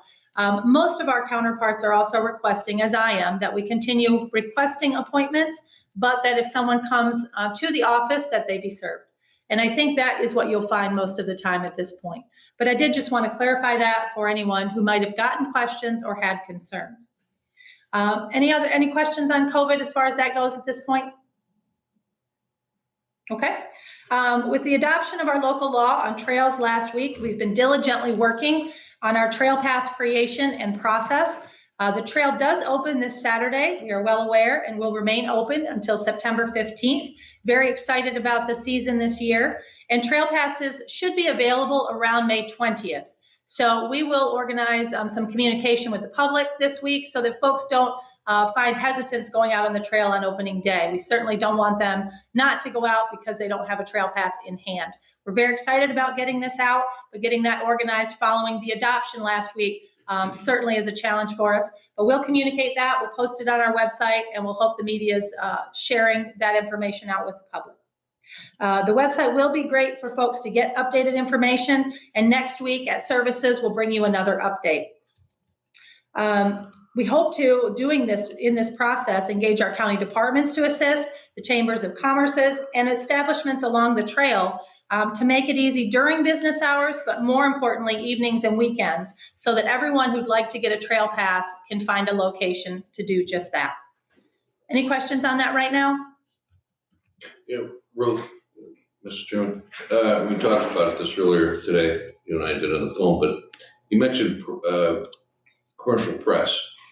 Have you talked to them since you talked to me on the phone, or do they give us any indication that they will have those passes ready by Saturday?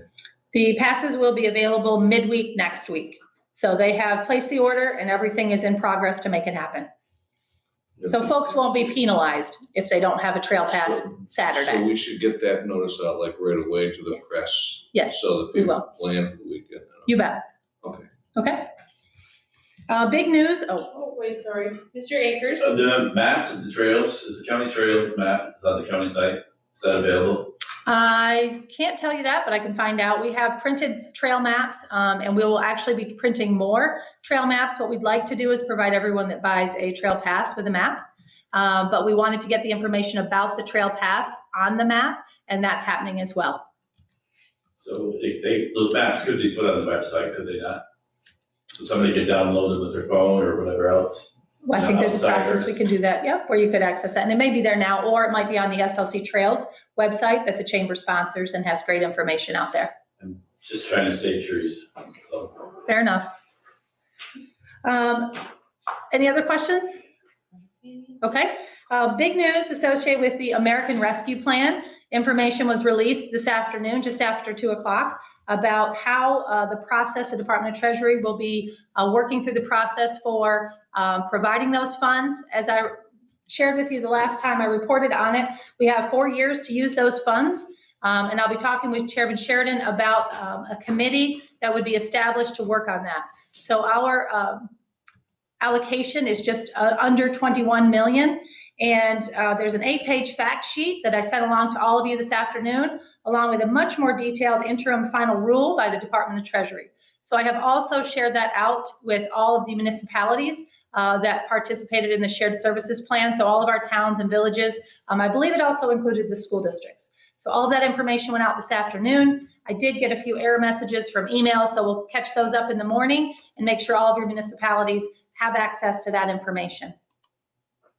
Next week at services, you will see a resolution brought forward commemorating the bicentennial of the town of Morristown.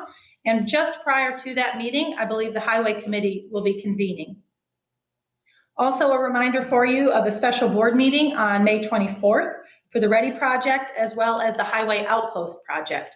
Our hope is to convene that about 5:10. We do need to have a public hearing unrelated to that matter on that day as well. And then at Finance, we're looking to bring you the resolutions on financing for those outpost projects, as well as schedule the Buildings and Grounds Committee, which had to be postponed today, for that day at 4 o'clock, with the focus being on the public safety complex. And the last item that I wanted to update on was a request brought to us by Legislator Perkins regarding the parcel in Pierpont. I've spoken with our highway superintendent, who indicated that many years ago, this was an area that was used by the county to store materials. However, it is no longer, and there is no use that highway has for this parcel, except to inform that it is site distance. So anything that was done with the property would want to be far enough away from the site distance necessary.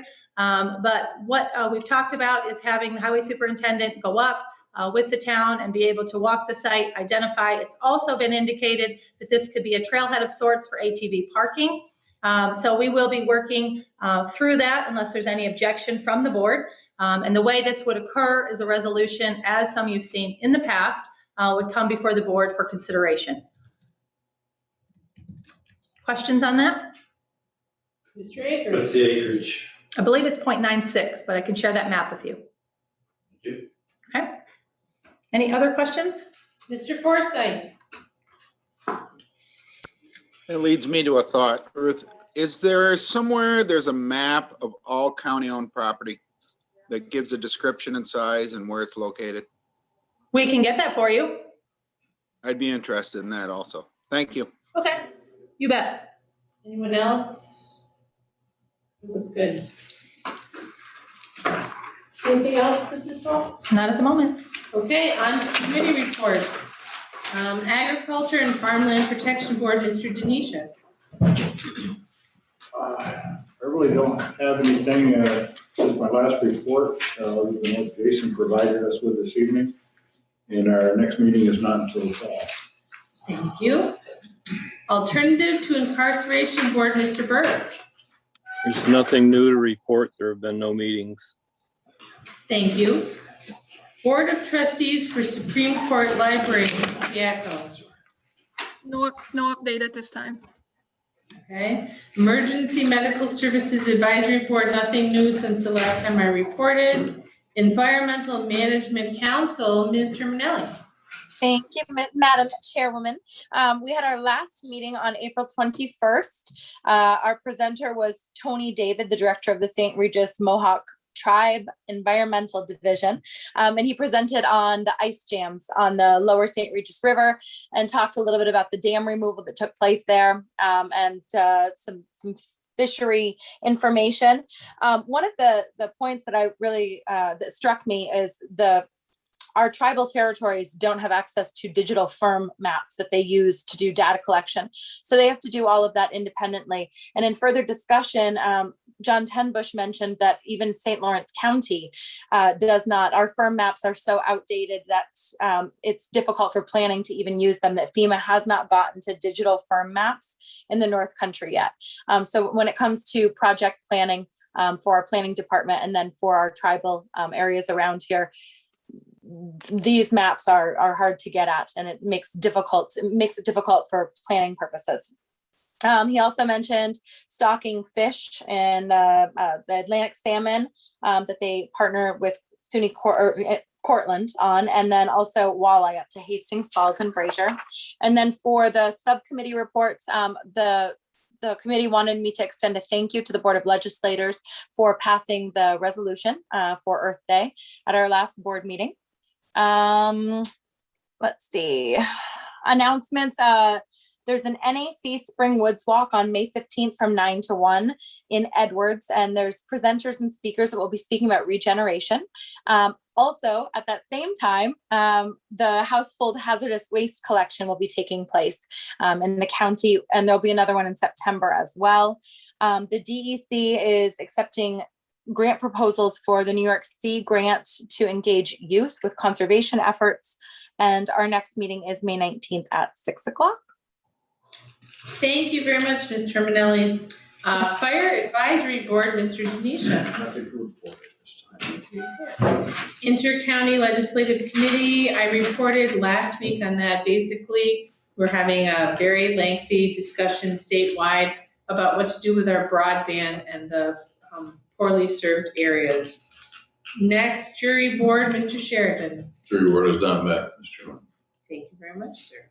Planning Board, Mr. Fay. I think our planning director, Jason, reported fairly well on what the planning committee is now doing. Okay, thank you very much. Old and new business. How about old business first?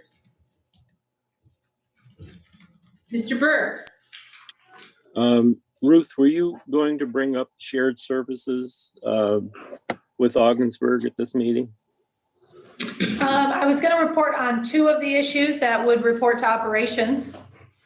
If you'd like me to do that now, I can. Oh, well, I thought you had mentioned last week you were going to do it Monday, but that's up to you, Ruth. Well, there's the 2 items that would report, if it's okay with Chairman? Yes. That's okay, or Chairwoman. The 2 aspects that would report to operations, the first request from the city of Ogdensburg was with regard to dispatch services. And in this regard, there's an interest that the Consolidation Committee has in continuing the meetings with Ogdensburg from a technical perspective. There are operational items and equipment that are not yet in place, but I believe progress is being made. But also the interest, as was proposed initially, to extend the offer for a pilot with Ogdensburg for a period of time to provide the opportunity to assess the impact of taking on a call volume. And I believe the initial one would be from 11 p.m. to 7 a.m. So there was an interest from the Consolidation Committee's perspective to extend that offer. I believe there was an interest expressed from Ogdensburg to do that, as well as to gather information with more specifics about how the grant that was the only financially funded component of the restructuring board report from 2019 with Ogdensburg with regard to that $300,000 to figure out how that would work. Is it awarded to Ogdensburg? Is it awarded to the county? How does that function, and provide that back to Consolidation Committee? Anything on dispatch that I missed from the committee's perspective? And in the midst of all of that, we also received a request from the village of Messina to be considered for any conversations related to dispatch services, as well as the village of Governor to be included in the conversations as they may take shape, that they'd like to participate in those conversations as well. So I made the Consolidation Committee aware of those, and I think having Ogdensburg, if in fact they're interested in a pilot, be able to provide that SWOT type analysis back to the committee. That committee could bring information back to the board. So that is where dispatch services stand. The other item with regard to Ogdensburg was the, as presented anyway, was the hazardous materials response team contract. And with regard to the terms that have been agreed upon, there was a reluctance expressed by Ogdensburg to sign off on that contract without dispatch services being resolved. So while unrelated, the hesitance is noted by the committee and an interest in seeking other entities that may be able to provide that service is also of interest to the committee. So those are the 2 items. And John, there was another aspect of it we were going to bring, I believe, to executive. And I think the other 2 items related to environmentally contaminated properties, as well as tax foreclosure jurisdiction, would report to finance. So I'll bring you those at that time. Does that sound okay? Or any members wanted to add on to that at all? Thank you, Ruth. You're welcome. Any other old business? All right, I have just one thing. It's kind of to do with the fishing. Sorry, Mr. Burke, are you still? No. When we were talking about fishing in Messina, I made a little short list of some of the things I thought that maybe they would want to put out there in their little flyers.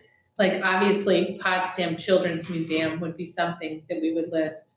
So just very shortly, if anybody has anything in their district that they think is unique, that they would like to highlight, please send it to me by email, simply because I'm going to the fishing meetings in Messina that are happening like every other Thursday. They're doing it every week, but I'm attending every other Thursday just to keep an idea of what they're doing.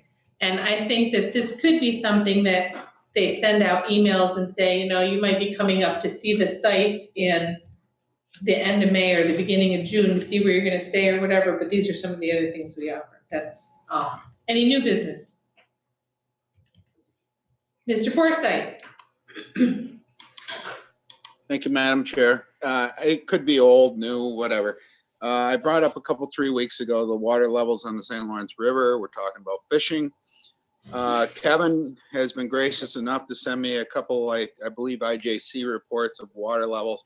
I'm just going to do it the old fashioned way. I go by the 2 docks. My dad's dock and my dock are both over 3 foot lower than ever for this time of season. People are going to be putting their boats, hopefully in a hoist here, seasonal campers. No sense even putting a hoist out in Morristown this year for us yet. There's been quite a bit of rain. The water levels have not changed. If anything, they've gone down a tad bit. It's going to become an issue. And now we're going to be a fishing destination.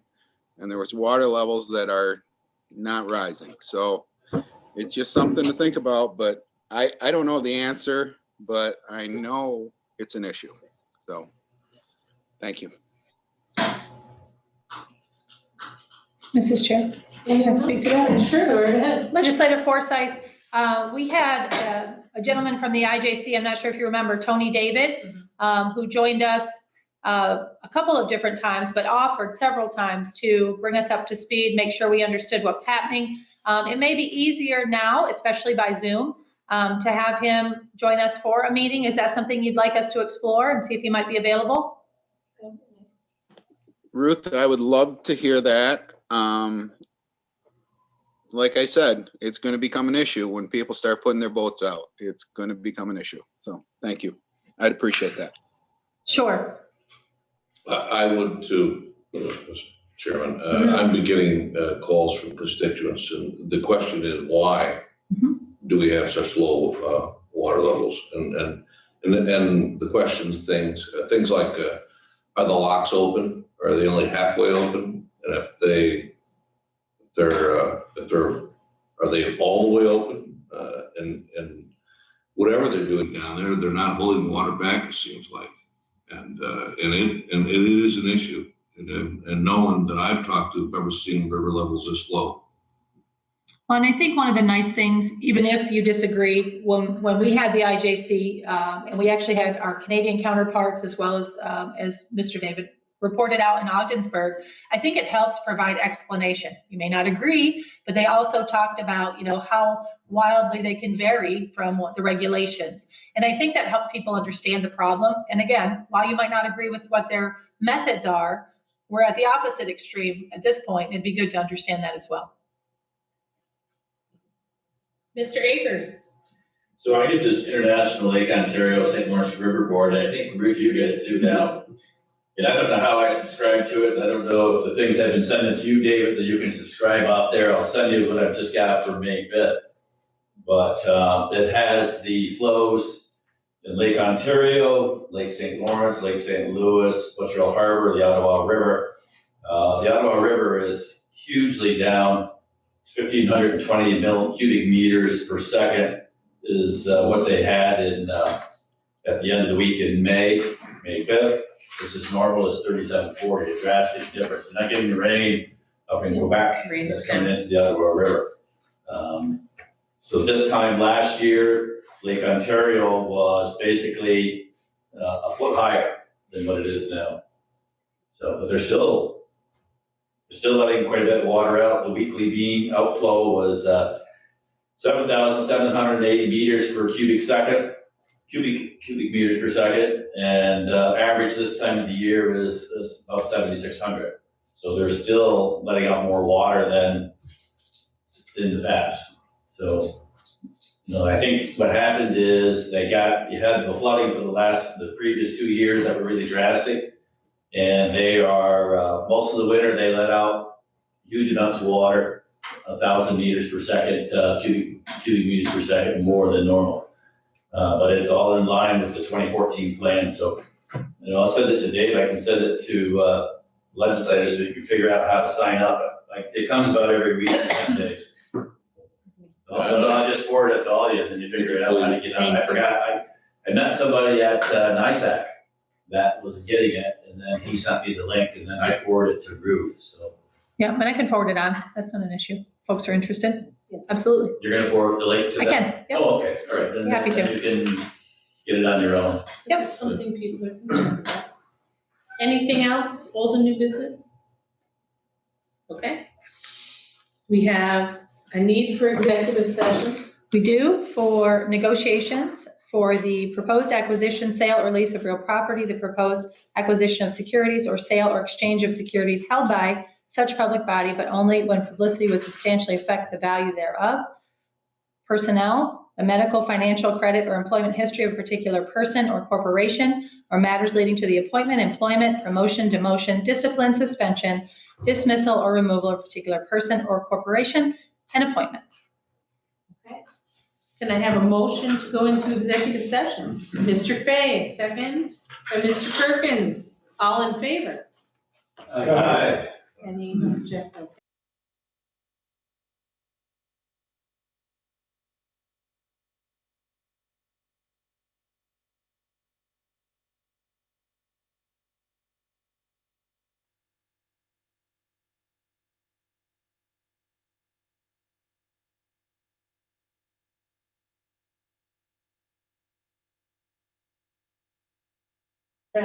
We're good.